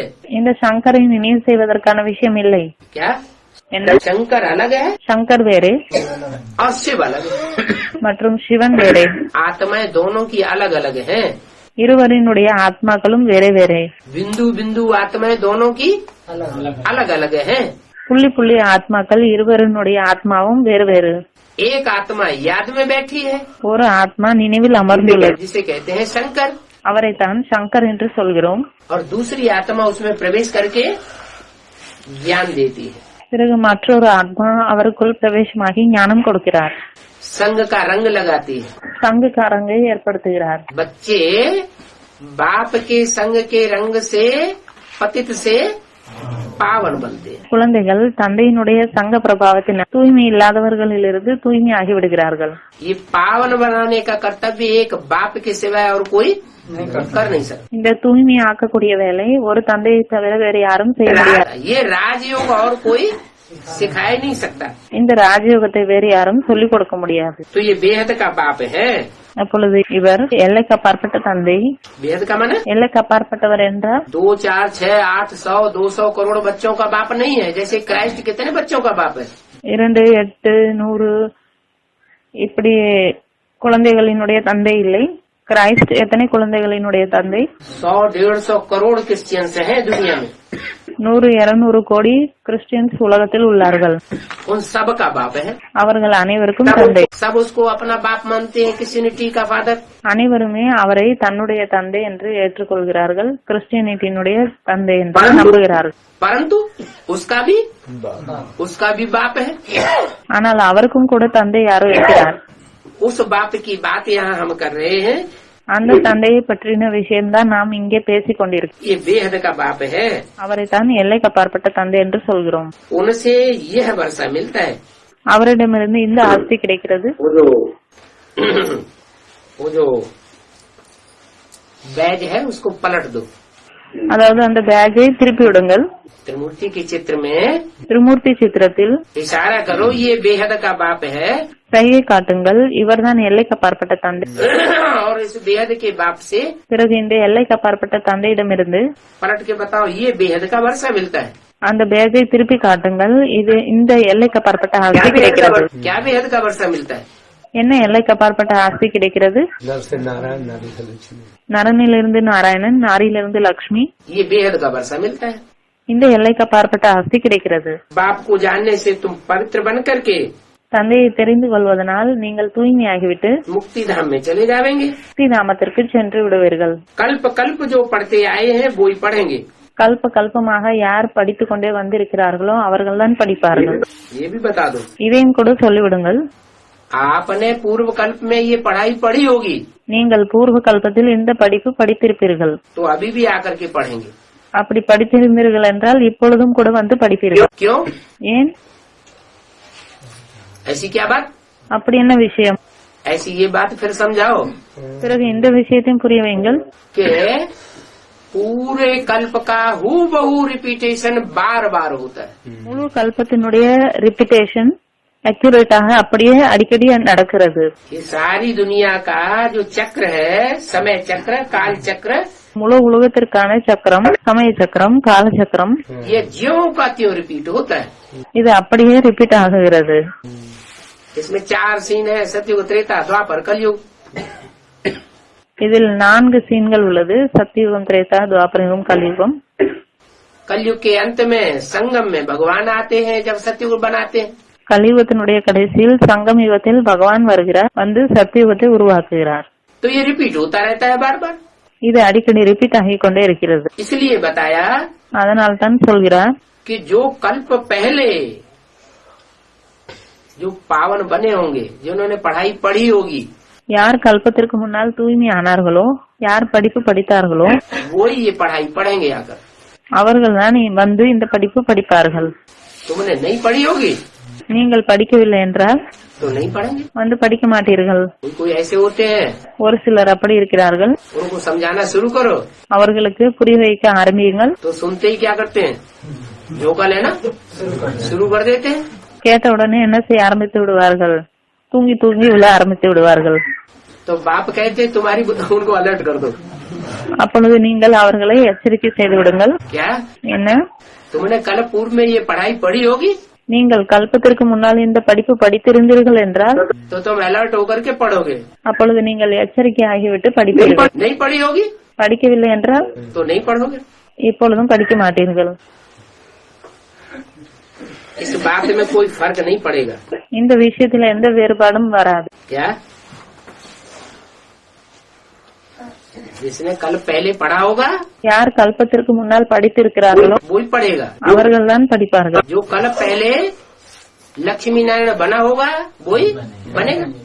யார் கல்பத்திற்கு முன்னால் லட்சுமி நாராயணன் ஆனார்களோ அவர்கள் தான் ஆவார்கள். फर्क तो पड़ने वाला नहीं। வித்தியாசம் வரப்போவதில்லை. तुम कहेंगे कल्प बाद भी हम यह ज्ञान सुनेंगे। நீங்கள் சொல்கிறீர்கள் கல்பத்திற்கு பிறகும் நாங்கள் இந்த ஞானத்தை கேட்போம். ये तुम्हारी बुद्धि में बैठा है। இது உங்களுடைய புத்தியில் பதிந்துள்ளது. कोई सबकी बुद्धि में बैठ जाए, அனைவரின் புத்தியில் பதிந்து விட்டால், उन धर्म वालों की बुद्धि में ये बात बैठ जाए, அந்த தர்மத்தை சார்ந்தவர்களினுடைய புத்தியில் இந்த விஷயம் பதிந்து விட்டால், ये कोई जरूरी नहीं है। இது ஒன்றும் அவசியமில்லை. ये टेव पक्की पड़ जानी चाहिए। இந்த பழக்கம் உறுதியாகிவிட வேண்டும். क्या என்ன? कि हम कल्प कल्प यह ज्ञान लेते हैं அதாவது நாம் கல்பமாக இந்த ஞானம் और எடுத்துக்கொள்கிறோம். ज्ञान लेकर के பிறகு ஞானத்தை எடுத்துக்கொண்டு और अंत समय तक बाप के साथी बनते हैं। பிறகு கடைசி நேரம் வரை தந்தையுடனே இருக்கிறோம். एक जन्म पाप लिख करके देते हैं ஒரு ஜென்மத்திற்கான பாவத்தை எழுதி கொடுக்கிறோம். तो तुम्हारा कुछ हल्का हो जाता है। அப்பொழுது உங்களுடையது கொஞ்சம் லேசாகிவிடும். इस जन्म के ही तो पाप हम लिख करके देते हैं कि पिछले 63 जन्मों के सारे पाप लिख करके देते हैं। இந்த ஜென்மத்திற்கான பாவத்தை மட்டும் எழுதி கொடுக்கிறோமா அல்லது பின்னால் செய்த 63 ஜென்மத்தினுடைய பாவத்தை பற்றியும் எழுதி கொடுக்கிறோமா? बाप के सामने दिल साफ करने के लिए தந்தை முன்னால் மனதை தூய்மையாக்கிக் கொள்வதற்காக हम इस जन्म के पाप लिख करके देते हैं। இந்த ஜென்மத்தினுடைய பாவத்தை மட்டும்தான் நாம் எழுதி கொடுக்கிறோம். तो तुम्हारा कुछ हल्का हो जाता है। அப்பொழுது உங்களுடைய மனது கொஞ்சம் லேசாகிவிடும். कुछ हल्का माने आधे पाप तुम्हारे भस्म हो जाते हैं। கொஞ்சம் லேசாக என்றால் பாதி பாவம் உங்களுடையது பாதி பாவம் அழிந்துவிடும். सिर्फ लिख करके देने मात्र से ही। எழுதி கொடுத்தால் மட்டுமே. अगर सच्चाई से लिख के दिया है तो, ஒருவேளை உண்மையாக எழுதி கொடுத்தீர்கள் என்றால் தான். और आधे याद की यात्रा से भस्म कर सकते हैं। பிறகு பாதியை நினைவு யாத்திரை மூலமாக சாம்பலாக்கலாம். क्यों? ஏன்? आधे क्यों छोड़ दिए? பாதி ஏன் விட்டுவிட்டார்? क्योंकि पूर्व जन्मों का जो हिसाब किताब है वो अगले जन्मों में ट्रांसफर होता रहता है। ऐसे नहीं ஏனென்றால் பூர்வ ஜென்மத்தினுடைய கணக்கு வழக்கு அது அடுத்த ஜென்மத்திற்கு டிரான்ஸ்பர் ஆகிக் கொண்டே இருக்கு. कि पूर्व में हमने जो जन्म लिए हैं अगला जन्म लेते हैं तो पिछले जन्म के पाप खलास हो जाते हैं। பூர்வத்தில் நாம் என்ன ஜென்மம் எடுத்தோமோ அடுத்த ஜென்மம் எடுத்த பிறகு பூர்வ ஜென்மத்தில் செய்த பாவம் அழிந்து விடுகிறது. அப்படி இல்லை. नहीं, कुछ न कुछ पाप बचे हुए रहते हैं। கொஞ்சத்திற்கு கொஞ்சம் பாவம் மிச்சம் உள்ளது. इसलिए बोला कि अगर लिख करके देंगे इस जन्म में, इस जन्म के ही पाप लिख करके देंगे, அதனால்தான் சொல்கிறார் இந்த ஜென்மத்தில் இந்த ஜென்மத்திற்கான பாவத்தை எழுதி கொடுத்தீர்கள் என்றால் तो तुम्हारे आधे खलास हो जाएंगे। அப்பொழுது உங்களுடையது பாதி அழிந்துவிடும். जन्म जन्मांतर के पापों का कैसे मालूम पड़ेगा? ஜென்ம ஜென்மாந்திரமாக செய்த பாவத்தை பற்றி எப்படி தெரிய வரும்? इसके ऊपर जन्म जन्मांतर के पापों का बोझा ज्यादा है। யார் மேல் ஜென்ம ஜென்மமாக செய்த பாவத்தினுடைய சுமை அதிகமாக உள்ளதோ इसके ऊपर जन्म जन्मांतर के पापों का बोझा कम है। ஒரு சிலர் மேல் ஜென்ம ஜென்மமாக செய்த பாவத்தினுடைய சுமை கம்மியாக உள்ளது. ये कैसे पता चलेगा? இது எப்படி தெரிய வரும்? है? अरे ज्ञान मिला तो खुशी का पारा चढ़ जाना चाहिए அரே ஞானம் கிடைத்தது என்றால் குஷி ஆகிய பாதரசம் ஏறிவிட வேண்டுமா या घट जाना चाहिए? அல்லது குறைந்து விட வேண்டும்? चढ़ जाना चाहिए। ஏறிவிட வேண்டும். भक्ति मार्ग में कहते हैं सन्मुख हो जीव मोह जब ही और जन्म कोटि अघ नाश है तब ही। பக்தி மார்க்கத்தில் சொல்லப்பட்டுள்ளது எப்பொழுது சண்முகத்தில் சந்திக்கிறோமோ அந்த சமயத்தில் இதற்கு முன்னால் செய்த கோடி பாவங்கள் அழிந்துவிடும். तो भगवान मिला है तो एकदम खुशी का पारा चढ़ जाए। அப்பொழுது பகவான் கிடைத்துள்ளார் என்றால் ஒரே அடியாக குஷியினுடைய பாதரசம் ஏறிவிட வேண்டும். इतना चढ़े இவ்வளவு ஏறிவிட வேண்டும் कि जब तक ज्ञान में चले அதாவது எப்பொழுது வரை ஞானத்தில் இருந்தோமோ वो शुरुआत की बात याद आती रहे அந்த ஆரம்பத்தில் செய்த விஷயம் நினைவு வந்து கொண்டே இருக்க வேண்டும். कि पहले जब हम ज्ञान में चले थे तो कितनी खुशी थी, அதாவது நாம் முதலில் எப்பொழுது ஞானத்தில் வந்தோமோ அப்பொழுது எவ்வளவு மகிழ்ச்சியாக இருந்தோம். और अब खुशी कम होती जाती है. பிறகு இப்பொழுது குஷி குறைந்து கொண்டே போகிறது. कारण तो होगा कोई, ஏதாவது காரணம் இருக்கும் தானே? क्या कारण बनता है? என்ன காரணமாக இருக்கும்? है? कारण यही बनता है कि बाप जो श्रीमत देते हैं என்ன காரணம் என்றால் அதாவது தந்தை என்ன ஸ்ரீமத் கொடுக்கிறாரோ उस श्रीमत में अपनी मनमत मिक्स होती रहती அந்த ஸ்ரீமத்தில் மன்மத் மிக்ஸ் ஆகி கொண்டே இருக்கிறது. है और मनुष्यों की मत पर चल पड़ते हैं. பிறகு மனிதர்களினுடைய வழிப்படி நடக்க ஆரம்பித்து விடுகிறோம். कुछ न कुछ पाप कर्म करते जाते हैं, 100 गुना बोझा चढ़ता जाता है, अवस्था नीचे गिरती जाती है. கொஞ்சத்திற்கு கொஞ்சம் பாவ கர்மம் செய்து கொண்டே போகிறோம். 100 மடங்கு பாவத்தினுடைய சுமை ஏறிக்கொண்டே போகிறது. நம்மளுடைய ஸ்டேஜ் டவுன் ஆகி கொண்டே போகிறது. तो इसके लिए फिर योग चाहिए. இதற்காக பிறகு யோகம் வேண்டும். हम जन्म जन्मांतर के पापी हैं, जन्म जन्मांतर के अजामिल हैं. நாம் ஜென்ம ஜென்மாந்தரமாக அஜாமில். अजामिल नाम क्यों पड़ा அஜாமில் என்ற பெயர் ஏன் வந்தது? है? आजा माने बकरी, அஜா என்றால் ஆடு, मिल माने मिल करके रहते थे.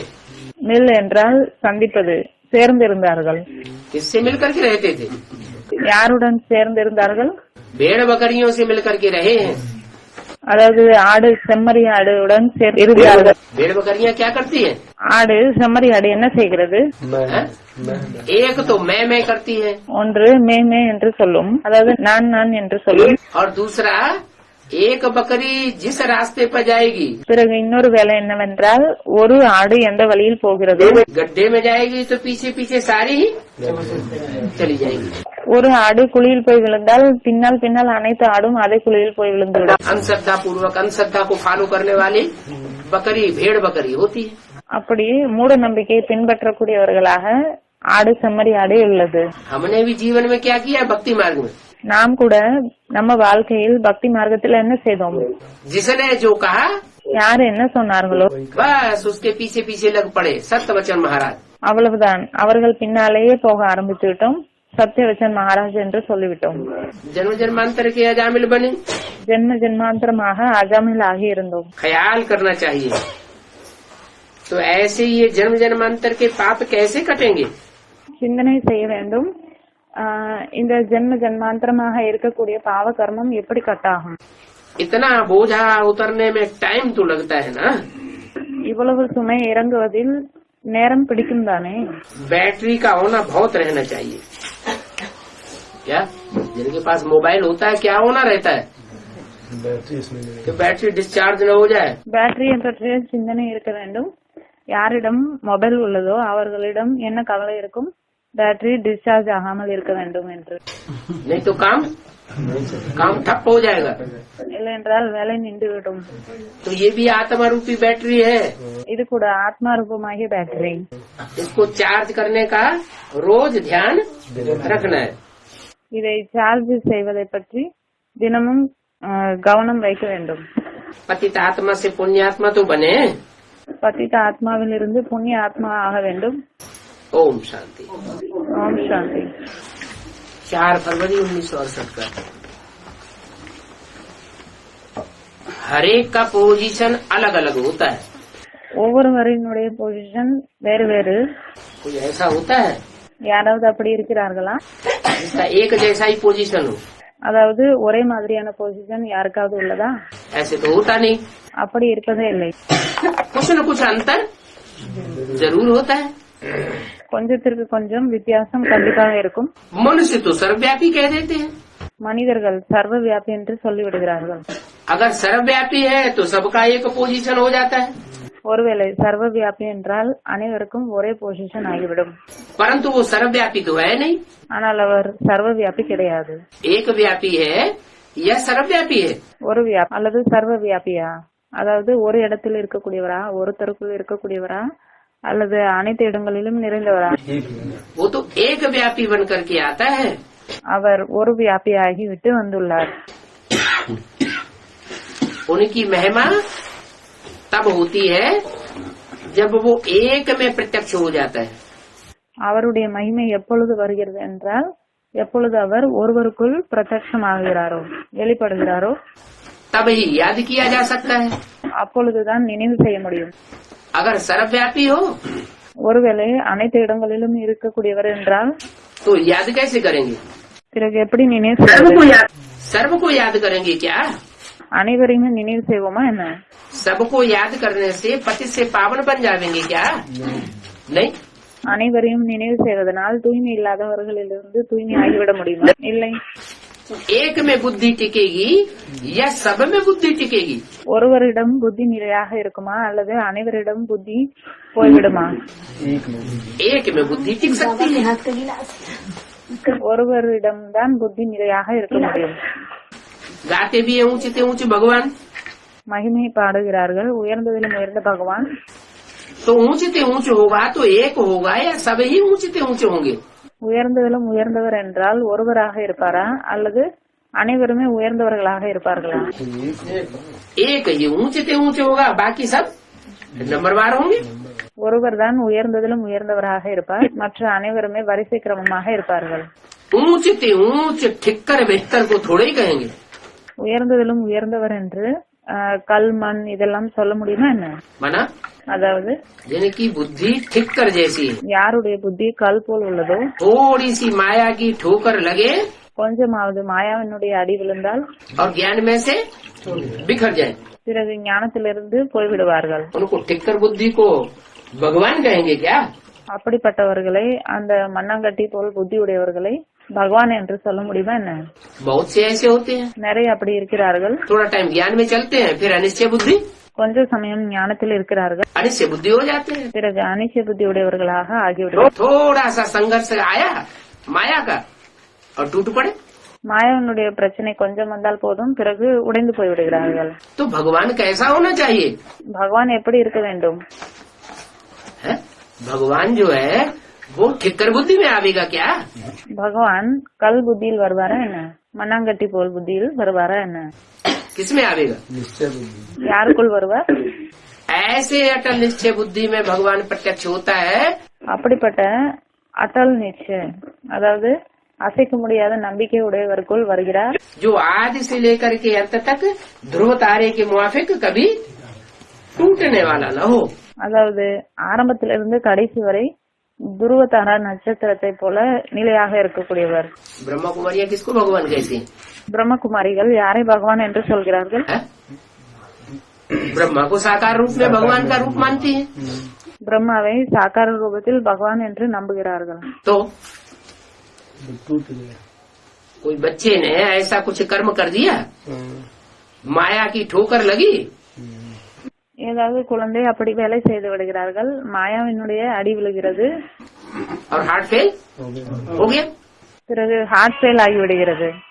तो ठिक्कर बुद्धि हुआ அப்பொழுது என்ன மண்ணாங்கட்டி போல் புத்தியா या ठाकुर बुद्धि हुआ? அல்லது டாக்கூர் புத்தியா? ये तो ठाकुर बुद्धि नहीं हुआ। டாக்கூர் புத்தி என்று சொல்ல முடியாது। ठाकुर बुद्धि तो उसे कहेंगे டாக்கூர் புத்தி என்றால் யாரை சொல்லுங்க? जो दुनिया की कितने भी ठोकरें लगे அதாவது உலகத்தில் எவ்வளவுதான் அடி விழுந்தாலும் சரி तो भी ठुकराया ना। अटल रहे, அப்பொழுது கூட நிலையாக இருக்க வேண்டும்। अंगद समान पांव रावण की दुनिया में जमा के रखे, அங்கதை போல உலகத்தில் கால் நிலையாக வைக்க வேண்டும்। बिल्कुल ही कुछ नहीं जानते हैं, சிலும் கொஞ்சம் கூட தெரிந்து கொள்ளவில்லை। कितने तुच्छ बुद्धि है। कौन? எவ்வளவு கீழான புத்தி? யார்? एडवांस वाले के बेसिक वाले, बेसिक वाला। அட்வான்ஸை சேர்ந்தவர்களா பேசிக்கை சேர்ந்தவர்களா? बेसिक वाले ज्यादा, பேசிக்கை சேர்ந்தவர்களா? एडवांस में नहीं है ऐसे तुच्छ बुद्धि इसमें भी आ सकते है? यहाँ निश्चय बुद्धि नहीं बनते क्या? नंबर वाले इसमें। இங்கே அனிச்சி புத்தி உடையவர்களாக ஆவதில்லையா? यहाँ भी तो निश्चय बुद्धि बनते हैं। இங்கேயும் கூட அனிச்சி புத்தி உடையவர்கள் ஆகுகிறார்கள் தானே? जिसको देखा उसकी पूजा करने लग पड़ते हैं, யாரை பார்த்தாலும் சரி அவர்களுக்கு பூஜை செய்ய ஆரம்பித்து விடுகிறார்கள்। उनके ऑक्यूपेशन का पता ही नहीं है அவர்களுடைய தொழிலை பற்றி தெரிவதே இல்லை। कि हम जिनकी पूजा करते हैं उनका धंधा क्या है? அதாவது நாம் யாருக்கு பூஜை செய்கிறோமோ அவர்களினுடைய தொழில் என்ன? धंधा तो तब जाने जब कोई 24 घंटे लगातार साथ में रहे। ஒருவருடைய தொழிலை பற்றி எப்பொழுது தெரியும் என்றால் யார் 24 மணி நேரமும் கூடவே இருக்கிறார்களோ. क्या आदमी की परख कब होती है? ஒரு மனிதனை எப்பொழுது பகுத்தறிய முடியும்? साथ में रहा, कुछ समय साथ रहे, लगातार साथ में रहे तो उस आदमी की परख होती है कि ये कैसा है। நிரந்தரமாக அவருடன் இருக்கும் பொழுது தெரிய வரும் இந்த மனிதன் எப்படிப்பட்டவர் என்று. अब भगत इतने नजदीक आने की कोशिश तो करते नहीं है। ஆனால் பக்தர்கள் அந்த அளவுக்கு நெருக்கத்தில் வருவதற்கு முயற்சி செய்வதில்லை. तो जो देखा वो पूजा। யாரை பார்த்தாலும் சரி பூஜை செய்து விடுகிறார்கள். ऑक्यूपेशन का पता ही नहीं। தொழிலை பற்றி தெரியவே இல்லை. अरे भगवान आवेगा तो उसका धंधा कोई साधारण धंधा होगा क्या? அரே பகவான் வந்தால் அவருடைய தொழில் என்ன சாதாரணமானதாக இருக்குமா? बल साधारण तन में आता है சாதாரண உடலில் வருகிறார். परंतु ஆனால் धंधा कैसा करता है? असाधारण தொழில் எப்படி செய்கிறார்? असाधारण धंधा करता है। அசாதாரணமான சாதாரணம் இல்லாத தொழில் செய்கிறார். ऐसा असाधारण धंधा करता है அப்படிப்பட்ட அசாதாரண தொழில் செய்கிறார் जो साधारण बच्चों की बुद्धि में तो बैठ ही नहीं सकता। அது சாதாரணமான குழந்தைகளினுடைய புத்தியில் பதிவே பதியாது. कृष्ण का चित्र कितने स्थानों पर रखते हैं? கிருஷ்ணரினுடைய சித்திரம் எத்தனை இடங்களில் வைக்கிறார்கள்? श्रीनाथ पर जाओ, फलानी जगह जाओ, ஸ்ரீநாத்துக்கு போங்கள், அந்த இடத்திற்கு போங்கள். है तो एक ही भक्ति मार्ग, ஆனால் எல்லாமே ஒரே பக்தி மார்க்கம்தான். घोर अंधेरा, பயங்கரமான காரிருள். ज्ञान को सोच रहे हैं। ஞானத்தை வெளிச்சம் என்று சொல்கிறோம். अभी तुम हरेक आत्मा स्टूडेंट हो। இப்பொழுது நீங்கள் ஒவ்வொரு ஆத்மாவும் ஸ்டூடெண்ட். स्टूडेंट हो तो स्टूडेंट को अपने आप ही अपने ऊपर कृपा करनी है। ஸ்டூடெண்ட் இருக்கிறார்கள் என்றால் அவர்களுக்கு தனக்கு தானே தன் மேலே கருணை காட்ட வேண்டும். ऐसे नहीं कि टीचर कोई कृपा कर देगा किसी स्टूडेंट पर। அப்படி கிடையாது. டீச்சர் எந்த ஸ்டூடெண்ட் மேலேயும் கருணை காட்டி விடுவார், அப்படி இல்லை. टीचर सबको एक जैसी पढ़ाई पढ़ाता है டீச்சர் அனைவருக்கும் ஒரே மாதிரி படிப்பு சொல்லிக் கொடுக்கிறாரா? या कोई को ज्यादा कृपा करता है? அல்லது யாருக்காவது அதிகமாக கருணை காட்டுகிறாரா? वो हद के टीचर करते भी होंगे। அந்த எல்லைக்குட்பட்ட டீச்சர்கள் வேண்டுமென்றால் செய்யலாம். ये तो बेहद का टीचर है, ऊंचे से ऊंचे। ஆனால் இவர் எல்லைக்கு அப்பாற்பட்ட உயர்ந்ததிலும் உயர்ந்த டீச்சர். मैं करूँगा तो मैं बनूंगा। நான் செய்தேன் என்றால் நான் ஆவேன். स्टूडेंट को अपनी पढ़ाई अपने आप पढ़नी है ஸ்டூடெண்ட்டுக்கு தன்னுடைய படிப்பு தானே படிக்க வேண்டும். और कोई बातों से ताल्लुक नहीं रखना चाहिए। வேற எந்த விஷயங்களை பற்றியும் சிந்தனை இருக்கக்கூடாது. सच्चे सच्चे बच्चे जो समझू हैं, सयाने हैं, फील करते होंगे कि बाप हमको इतना सिंपल रास्ता बताते हैं। அதாவது உண்மையிலும் உண்மையான புரிந்து கொள்ளக்கூடிய குழந்தைகள் இதை ஃபீல் பண்ணுவார்கள். அதாவது நமக்கு தந்தை எப்படிப்பட்ட உண்மையான வழி சொல்கிறார், எவ்வளவு எளிதான வழி சொல்கிறார். क्या என்ன? दुर्गति से सदगति में ले जाने का इतना सिंपल रास्ता और दुनिया में कोई बता ही नहीं सकता। துர்கத்தியிலிருந்து சத்கத்திக்கு போவதற்கான வழி இவ்வளவு எளிதான வழி உலகத்தில் வேறு யாருமே சொல்லவே முடியாது. बरोबर हम तमो प्रधान थे, கண்டிப்பாக நாம் தமோ பிரதானமாக இருந்தோம், फिर सतो प्रधान बने, பிறகு சத்தோ பிரதானமாக ஆனோம். अभी फिर 84 के बाद तमो प्रधान बनना है। இப்பொழுது 84 ஜென்மத்திற்கு பிறகு மறுபடியும் தமோ பிரதானம் ஆக வேண்டும். बने हैं, ஆகி இருக்கும். फिर बाप आकर के रास्ता बता रहे हैं। பிறகு தந்தை வந்து வழி சொல்கிறார். ये तो बहुत ऊंचा बाप है। இது மிகவும் உயர்ந்த தந்தை. क्या என்ன? उन मनुष्यों की मिसाल नहीं है அந்த மனிதர்களை போல் இல்லை. कि कोई काम शुरू करे और बीच में छोड़ के चले जाएं। அதாவது ஏதாவது வேலை ஆரம்பிக்கிறது பிறகு நடுவுல விட்டு விடுவது. जो भी धर्म पिताएं आए उन्होंने क्या ठेका लिया? எத்தனை தர்ம பிதாக்கள் வந்துள்ளார்களோ அவர்கள் என்ன பொறுப்பு எடுத்துள்ளார்கள்? हम दुनिया को सुधारेंगे, அதாவது நாம் உலகத்தை மாற்றுவோம், बदलेंगे। फिर बदल गए, खुद ही बदल गए कि बदल करके गए? உலகத்தை மாற்றுவோம் என்று சொல்லிவிட்டு மாறினார்களா, தானே மாறிவிட்டார்களா, அல்லது உலகத்தை மாற்றினார்களா? खुद बदल गए, தானே மாறிவிட்டார்கள். काम पूरा हुआ नहीं। வேலையை முழுமையாக முடிக்கவில்லை. ये तो बहुत ऊंचा बाप है. இவர் மிகவும் உயர்ந்த தந்தை. ये काम बीच में छोड़ करके कैसे जावेगा? இவர் எப்படி வேலையை நடுவில் விட்டுவிட்டு போக முடியும்? अंजाम क्या करते हैं? என்ன ப்ராமிஸ் செய்கிறார்? मैं तुम बच्चों को साथ लेकर के जाऊंगा. நான் குழந்தைகளாகிய உங்களை கூடவே அழைத்து செல்வேன். बीच में छोड़ जावेंगे क्या? என்ன நடுவிலே விட்டுவிட்டு போய்விடுவேனா? नहीं. இல்லை. तो बहुत मेहनत करनी चाहिए. அப்பொழுது மிகவும் உழைக்க வேண்டும்.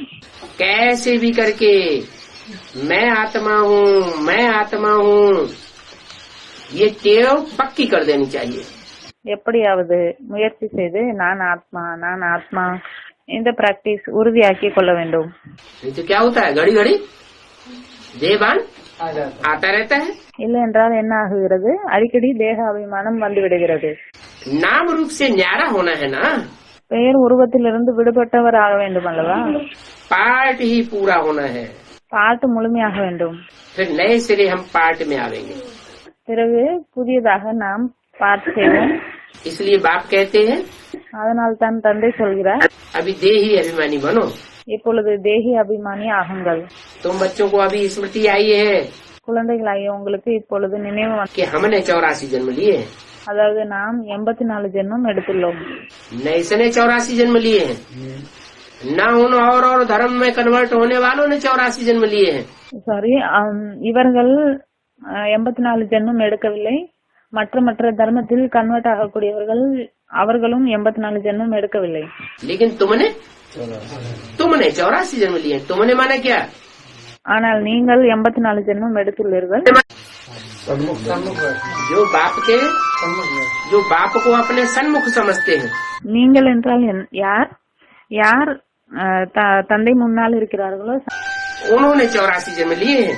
அவர்கள் தான் 84 ஜென்மம் எடுத்துள்ளார்கள். बच्चों को समझ आनी चाहिए குழந்தைகள் புரிந்து கொள்ள வேண்டும் इस बात की कि हमने कैसे 84 जन्म लिए हैं. எந்த விஷயத்தை பற்றி புரிந்து கொள்ள வேண்டும். அதாவது நாம் எப்படி 84 ஜென்மம் எடுத்துள்ளோம். ये समझ बुद्धि में गहराई तक बैठ जाए. இந்த புரிதல் புத்தியில் ஆழமாக பதிய வேண்டும். कि पहले से लेकर के लास्ट जन्म तक हमने कैसे 84 जन्म लिए. அதாவது முதல் ஜென்மத்திலிருந்து கடைசி ஜென்மம் வரை நாம் எப்படி எல்லாம் 84 ஜென்மம் எடுத்துள்ளோம். हम आत्मा पार्टधारी है ना. ஆத்மாவாகிய நாம் பாட்டுதாரி அல்லவா? पार्टधारी को अपने पार्ट का पता न चले பாட்டுதாரிக்கு தன்னுடைய பாட்டை பற்றி தெரியவில்லை என்றால் तो बाप कहते हैं ये तो बेवकूफ एक्टर.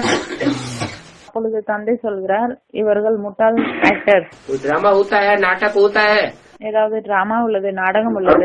और कोई अपना नाटक में पार्ट भूल जाए பிறகு யாராவது நாடகத்தில் தன்னுடைய பாட்டை மறந்து விட்டார்கள் என்றால் तो उसे कैसा एक्टर कहेंगे? அப்படிப்பட்டவரை எப்படி ஆக்டர் என்று சொல்வோம்? बेवकूफ एक्टर ही कहा जाएगा. முட்டாள்தனமான ஆக்டர் என்றுதான் तो சொல்வோம். अभी हम क्या है? இப்பொழுது நாம் எப்படி இருக்கிறோம்? हैं? अभी तो हम बेवकूफ ही है. இப்பொழுது நாம் முட்டாள்தனமானவர்கள் தான். हम कहते हैं हम आत्मा है. நாம் சொல்கிறோம் நாம் ஆத்மா என்று. फिर कोई पूछे तुम आत्मा हो तो तुमने कितने जन्म लिए? பிறகு யாராவது கேட்கிறார்கள், நீ ஆத்மா என்றால் நீங்கள் எத்தனை ஜென்மம் எடுத்துள்ளீர்கள்? तो कहीं हमने 84 जन्म लिए. அப்பொழுது சொல்கிறார்கள், நான் 84 ஜென்மம் எடுத்துள்ளேன். अच्छा, तुमने 84 जन्म लिए तो बताओ कैसे कैसे जन्म लिए? நல்லது, நீங்கள் 84 ஜென்மம் எடுத்துள்ளீர்கள் என்றால் எப்படி எடுத்துள்ளீர்கள் சொல்லுங்கள். कहाँ कहाँ कैसे पार्ट बजाया? எங்கே எப்படி பாட்டு செய்தீர்கள்? तो डब्बा बोल. அவ்வளவுதான். तो बच्चों को ये समझ चाहिए कि हमने कैसे कैसे 84 जन्म लिए. அப்பொழுது குழந்தைகளுக்கு இந்த விஷயத்தை பற்றி புரிந்து, அதாவது நாம் எப்படி எல்லாம் 84 ஜென்மம் எடுத்தோம். अपने को सुधारने के लिए गुण जरूर धारण करने हैं. தன்னை திருத்துவதற்காக குணத்தை கண்டிப்பாக தாரணை செய்ய வேண்டும். बाबा ने देखो लक्ष्मी नारायण का चित्र कमरे में लगाई दिया है. பாபா பாருங்கள், லட்சுமி நாராயணனின் சித்திரத்தை ரூமில் வைத்துள்ளார். एम ऑब्जेक्ट को देखने से बुद्धि में याद आवेगा. एम ऑब्जेक्टை பார்த்தால் புத்தியில் நினைவு வரும். क्या याद आवेगा? என்ன நினைவு வரும்? कि हमको नर से नारायण जैसा बनना है. அதாவது நமக்கு நரனிலிருந்து நாராயணனை போல் ஆக வேண்டும். बाबा युक्ति बताते हैं. பாபா வழி சொல்கிறார். अब जो करेंगे तो पावेंगे. இப்பொழுது யார் செய்கிறார்களோ அவர்கள் அடைவார்கள்.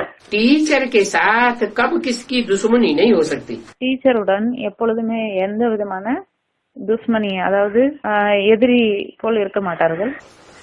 उनका काम ही है पढ़ाना, அவருடைய வேலையே படிப்பிப்பது, கற்பிப்பது. और स्टूडेंट का भी काम है पढ़ाई में लगना और कैरेक्टर को सुधारना. ஸ்டூடெண்டினுடைய வேலையே என்னவென்றால் படிப்பில் ஈடுபடுவது, கேரக்டரை திருத்துவது. इस पढ़ाई में तो बहुत कैरेक्टर सुधर जाते हैं. இந்த படிப்பில் அதிகமாக கேரக்டர் திருந்து விடுகிறது. अपन को आत्मा समझो और भाई भाई को देखो. தன்னை ஆத்மா என்று புரிந்து கொள்ளுங்கள், சகோதரன் சகோதரனை பாருங்கள். इस बात में बड़ी अच्छी समझ चाहिए. இந்த விஷயத்தில் மிகவும் நன்றாக புரிதல் வேண்டும். ऐसे नहीं गीत गाते रहे, அப்படி கிடையாது பாட்டு மட்டும் பாடிக்கொண்டே இருப்பது. हम है आत्मा तुम हो आत्मा आपस में भाई भाई. அதாவது நானும் ஆத்மா நீங்களும் ஆத்மா, ஒருவருக்கொருவர் சகோதரன் சகோதரன். और फिर कर दे लड़ाई, பிறகு சண்டை போடுவது, कोर्ट कचहरी पुलिस, கோர்ட் கச்சேரி போலீஸ், पुलिसबाजी शुरू. போலீஸ் ஆட்சி ஆரம்பம்.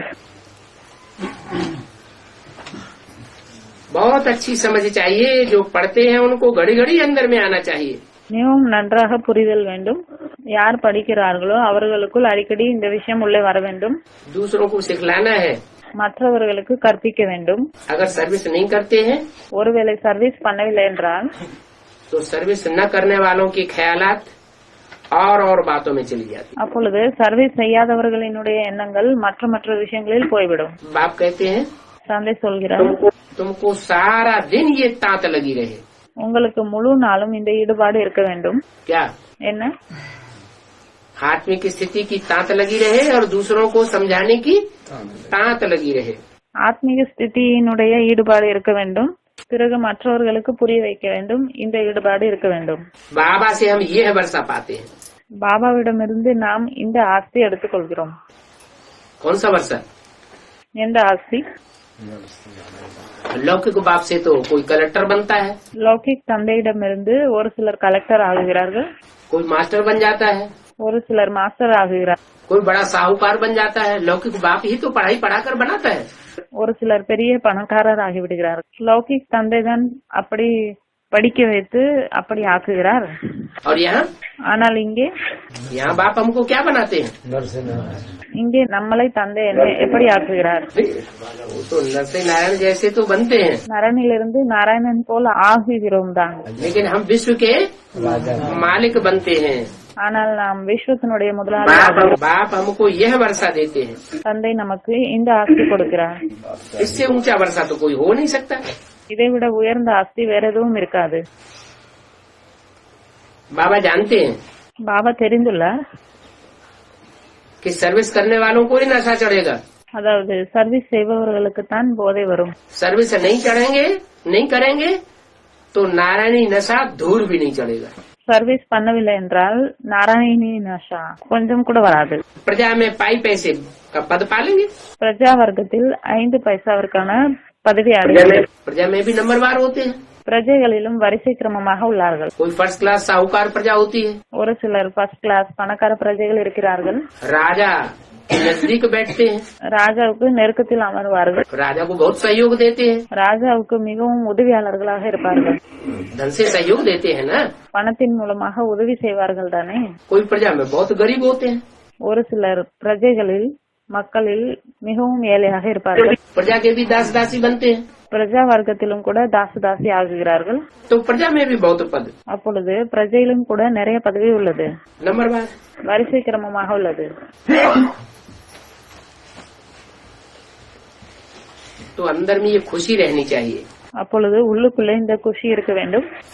कोई मूर्ख होते हैं जो नहीं समझते हैं. ஒரு சிலர் முட்டாள் இருக்கிறார்கள், கொஞ்சம் கூட புரிந்து கொள்வதே இல்லை. बाबा ने तो लक्ष्मी नारायण का चित्र रख दिया. பாபா லட்சுமி நாராயணன் சித்திரத்தை வைத்து விட்டார். वाह, हम बाबा द्वारा ये बनते हैं. வா, நம் பாபா மூலமாக இப்படி ஆகுகிறோம். क्या क्या बनते हैं? என்ன ஆகுகிறோம்? हम देवता किसके द्वारा बनते हैं? நாம் தேவதையாக யார் மூலமாக ஆகுகிறோம்? बाबा द्वारा देवता बनते हैं. பாபா மூலமாக தேவதை ஆகுகிறோம். तो ये मनमना भव हो गया ना. அப்பொழுது இது மன்மனா பவ அல்லவா? एम ऑब्जेक्ट है. एम ऑब्जेक्ट உள்ளது. वो खुशी कहाँ से आवेगी? அந்த குஷி எங்கிருந்து வரும்? गायन भी है, अतीन्द्रिय सुख गोप गोपियों से पूछो. மகிமை கூட உள்ளது. அதீந்திரிய சுகத்தை பற்றி கேட்க வேண்டும் என்றால் கோப கோபிகளிடம் கேளுங்கள். किस समय का गायन है? இது எந்த சமயத்தினுடைய மகிமை? अभी का गायन है या अंत समय का गायन है? இப்பொழுது இந்த நேரத்திற்கான மகிமையா அல்லது கடைசி நேரத்தினுடைய மகிமையா? ये अंत समय का गायन है, இது கடைசி நேரத்தினுடைய மகிமை. जब तुम्हारे सारे पाप भस्म हो जाएंगे. அதாவது எப்பொழுது உங்களுடைய அனைத்து பாவங்களும் சாம்பலாகிவிடும். बाबा कहते हैं अगर उन्नति करनी है பாபா சொல்கிறார், ஒருவேளை முன்னேற்றத்தை கொண்டு வர வேண்டும் என்றால் तो इन चित्रों के आगे बैठ जाओ. இந்த சித்திரங்கள் முன்னால் அமருங்கள். என்ன? इन चित्रों के आगे எந்த சித்திரங்கள் முன்னால்? लक्ष्मी नारायण के चित्रों के आगे बैठ जाओ. லட்சுமி நாராயணன் சித்திரங்கள் முன்னால் அமர்ந்து விட வேண்டுமா? अच्छा, लक्ष्मी नारायण के चित्र घर में लगाए दिए. நல்லது. லட்சுமி நாராயணன் சித்திரத்தை வீட்டில் வைத்து விட வேண்டும். गीता पाठशाला में लगाए कि नहीं? கீதா பாடசாலையில் வைத்துள்ளீர்களா? प्रदर्शनी में लगाए दिए. பிரதர்ஷனியில் வைக்கிறீர்கள். म्यूजियम में लगाए दिए. மியூசியத்தில் லட்சுமி நாராயண் சித்திரம் வைக்கிறீர்கள். कोई कोई तो गाड़ी में रख करके लक्ष्मी नारायण के चित्रों को और 4 चित्रों को प्रदर्शनी करते रहे. ஒரு சிலர் வண்டியில் வைத்து லட்சுமி நாராயணன் சித்திரங்களை வைத்து பிரதர்ஷனி செய்கிறார்கள். फिर उन्नति हो गई? என்ன முன்னேற்றம் வந்து விட்டதா? बिना बुद्धि में बैठा नहीं. हाँ, सिर्फ जड़ चित्रों की ही बात नहीं है. ஆமாம், இது ஜடமான சித்திரங்களை பற்றின விஷயம் மட்டுமல்ல. इन चित्रों के आगे बैठ जाओ. எந்த சித்திரங்கள் முன்னால் அமர வேண்டும்? चैतन्य चित्रों के आगे बैठ जाओ तो तुमको खुशी का पारा சைத்தன்யமான சித்திரங்கள் முன்னால் அமருங்கள். चढ़ता रहेगा. அப்பொழுது உங்களுக்கு குஷியாகிய பாதரசம் ஏறிக்கொண்டே இருக்கும். परंतु इसके लिए पुरुषार्थ करना होता है. ஆனால் இதற்காக புருஷார்த்தம் செய்ய வேண்டும். क्या? என்ன? इतना धंधा दौरी फैलाया हुआ है இவ்வளவு தொழில் இதையெல்லாம் பரப்பி வைத்துள்ளோம். और फैलाया हुआ धंधा दौरी इतनी जल्दी सिमट जाएगा जो चित्रों के आगे बैठ जाए. சித்திரங்கள் முன்னால் அமர்ந்தால் போதுமா? இவ்வளவு தொழிலை பரப்பி வைத்துள்ளோம், இவை அனைத்தும் வாய்ந்த பயன்படுமா? उससे काम चलेगा? அதனால் வேலை நடக்குமா? कौआ रेरा हो जाएगा. அனைத்தும் நஷ்டமாகிவிடும். समाज के लोग पीछे पड़ेंगे, சமுதாயத்தை சேர்ந்தவர்கள் பின்னால், परिवार के लोग पीछे पड़ेंगे, குடும்பத்தினரும் பின்னால் சுற்றுவார்கள். चारों तरफ से खींचतान कर देंगे. நாலா பக்கமும் இழுபறி நிலைமை ஏற்பட்டுவிடும். इसके लिए पहले से पुरुषार्थ करना है. இதற்காக முதலில் இருந்தே புருஷார்த்தம் செய்ய வேண்டும். नाम मात्र सिर्फ कहना नहीं है. பேருக்காக சொல்வது மட்டும் இல்லை, दूसरों को दिखाने के लिए चित्र नहीं रखने हैं. மற்றவர்களுக்கு காட்டுவதற்காக சித்திரம் வைக்க வேண்டாம். अपने अंदर ये बुद्धि में बात बैठनी चाहिए. தனக்குள்ளே இந்த விஷயம் புத்தியில் பதிய வேண்டும். अगर नाम मात्र है दूसरों को दिखाने के लिए तो वे सब फालतू है. ஒருவேளை பெயருக்காக மற்றவர்களுக்கு காண்பிப்பதற்காக அப்படி என்றால் இவை அனைத்தும் வேஸ்டான விஷயங்கள். इन लक्ष्मी नारायण के चित्र के नीचे अपना भी फोटो रख दो. இந்த லட்சுமி நாராயண் சித்திரத்திற்கு கீழே தன்னுடைய போட்டோவையும் வைத்து விடுங்கள். थोड़े समय के लिए ज्यादा समय के लिए? கொஞ்ச நேரத்திற்காகவா அல்லது அதிகமான நேரத்திற்காகவா?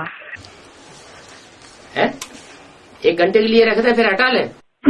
1 மணி நேரத்திற்காக வைத்துவிட்டு பிறகு எடுத்து விட வேண்டுமா? 2-4 दिन के लिए रख दे तो हटा ले. 2-4 நாட்களுக்காக வைத்துவிட்டு பிறகு எடுத்து விட வேண்டுமா? निरंतर रख दे. யாரோ சொல்கிறார் நிரந்தரமாக வைக்க வேண்டும். பாபா சொல்கிறார் நிரந்தரமாக வைக்க வேண்டுமா? कौन सा जड़ चित्र है चैतन्य चित्र? எந்த சித்திரம்? ஜடமான சித்திரமா அல்லது சைத்தன்யமான சித்திரமா? चैतन्य चित्र बुद्धि में रख दे. प्रैक्टिकल में नहीं रख दे. என்ன புத்தியில் வைக்க வேண்டுமா? பிராக்டிகலில் வைக்க வேண்டாமா? अगर बुद्धि में ही रखा रहेगा, ஒருவேளை புத்தியில் வைக்கப்பட்டிருந்தால், पहले तो बुद्धि में रखना बहुत मुश्किल. முதல் விஷயம் என்னவென்றால் புத்தியில் வைப்பது கடினமான விஷயம். रख जाएगा? என்ன வைத்து விட முடியுமா? प्रैक्टिकल संघ का रंग लिए बगैर बुद्धि में रख जाएगा? பிராக்டிகல் சங்குக்காரங்க எடுத்துக்கொள்ளாமலே புத்தியில் பதிந்து விடுமா? नहीं रखा. अगर रख जाए இல்லை, வைக்க முடியாது. ஒருவேளை வைத்தால் तो परमधाम पहुंच जाएंगे. என்ன பரம்தாமம் போய்விட முடியுமா? परमधाम को इस सृष्टि पर उतार लेंगे. பரம்தாமத்தை இந்த சிருஷ்டியில் கொண்டு வர முடியுமா? उतरेगा? பரந்தாமம் இந்த சிருஷ்டியில் வந்து விடுமா? नहीं उतरेगा, இல்லை, வராது. इसलिए बोला அதனால் தான் சொல்கிறார், फोटो सामने रख दो, போட்டோ முன்னால் வைத்து விடுங்கள், अपना भी फोटो नीचे रख दो। தன்னுடைய போட்டோவையும் கீழே வைத்து விடுங்கள். नीचे रख दो, ऊपर रख दे तो क्या होगा? ஏன் கீழே வைக்க வேண்டும்? மேலே வைத்தால் என்ன ஆகும்? है? नीचे अपना फोटो रख दो, बुद्धि में ये रहेगा கீழே தன்னுடைய போட்டோ வைத்து விடுங்கள், புத்தியில் இந்த விஷயம் இருக்கும். हम यह बन रहे हैं। அதாவது நாம் இப்படி ஆகுகிறோம். जब तक अवस्था पक्की हो எப்பொழுது வரை அவஸ்தா நன்றாக உள்ளதோ, உறுதியாக உள்ளதோ, तब तक यह चित्र रखे रहे, और அப்பொழுது வரை இந்த சித்திரம் வைக்கப்பட்டு இருக்க வேண்டும். तब तक चित्र रखे रहेंगे। அப்பொழுது வரை என்ன சித்திரம் வைக்கப்பட்டு இருக்குமா?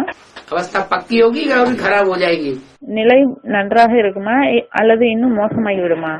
गांव वाले घर वाले पीछे नहीं पड़ेंगे, हैं? पड़ेंगे पीछे नहीं पड़ेंगे, पड़ेंगे। கிராமத்தை சேர்ந்தவர்கள், வீட்டில் இருப்பவர்கள் பின்னால் அலைய மாட்டார்கள் என்ன? ஆமாம். तो धीरे धीरे छुटकारा पाना का पुरुषार्थ करना है। அப்பொழுது மெதுமெதுவாக அதிலிருந்து விடுதலை ஆகுவதற்கான புருஷார்த்தம் செய்ய வேண்டும். या धक्के से छोड़ छाड़ के सन्यासी में से भाग खड़े होना, அல்லது ஒரே அடியாக விட்டுவிட்டு சன்னியாசிகளை போல் ஓடிப்போய் விட வேண்டுமா? हैं? धीरे धीरे कब तक? மெதுமெதுவாக செய்ய வேண்டும். எப்பொழுது வரை? विनाश तो सामने खड़ा है। விநாசம் முன்னால் நின்று கொண்டுள்ளது. எப்பொழுது வரை செய்வீர்கள்? जो पक्के होंगे उनको तो चित्र की भी दरकार नहीं है। பாபா சொல்கிறார், யார் உறுதியானவர்களோ அவர்களுக்கு சித்திரம் கூட தேவையில்லை. क्या? என்ன? जो सर्विसेबल होंगे, पक्के होंगे, उनको चित्रों की भी दरकार। யார் சர்வீசபிள், யார் உறுதியானவர்களோ அவர்களுக்கு சித்திரங்கள் கூட தேவையில்லை. सर्विस करते रहेंगे, पारा खुशी का चढ़ता रहेगा। சர்வீஸ் செய்து கொண்டே இருப்பார்கள், குஷியாகிய பாதரசம் ஏறிக்கொண்டே இருக்கும். ओम शांति। ஓம் சாந்தி.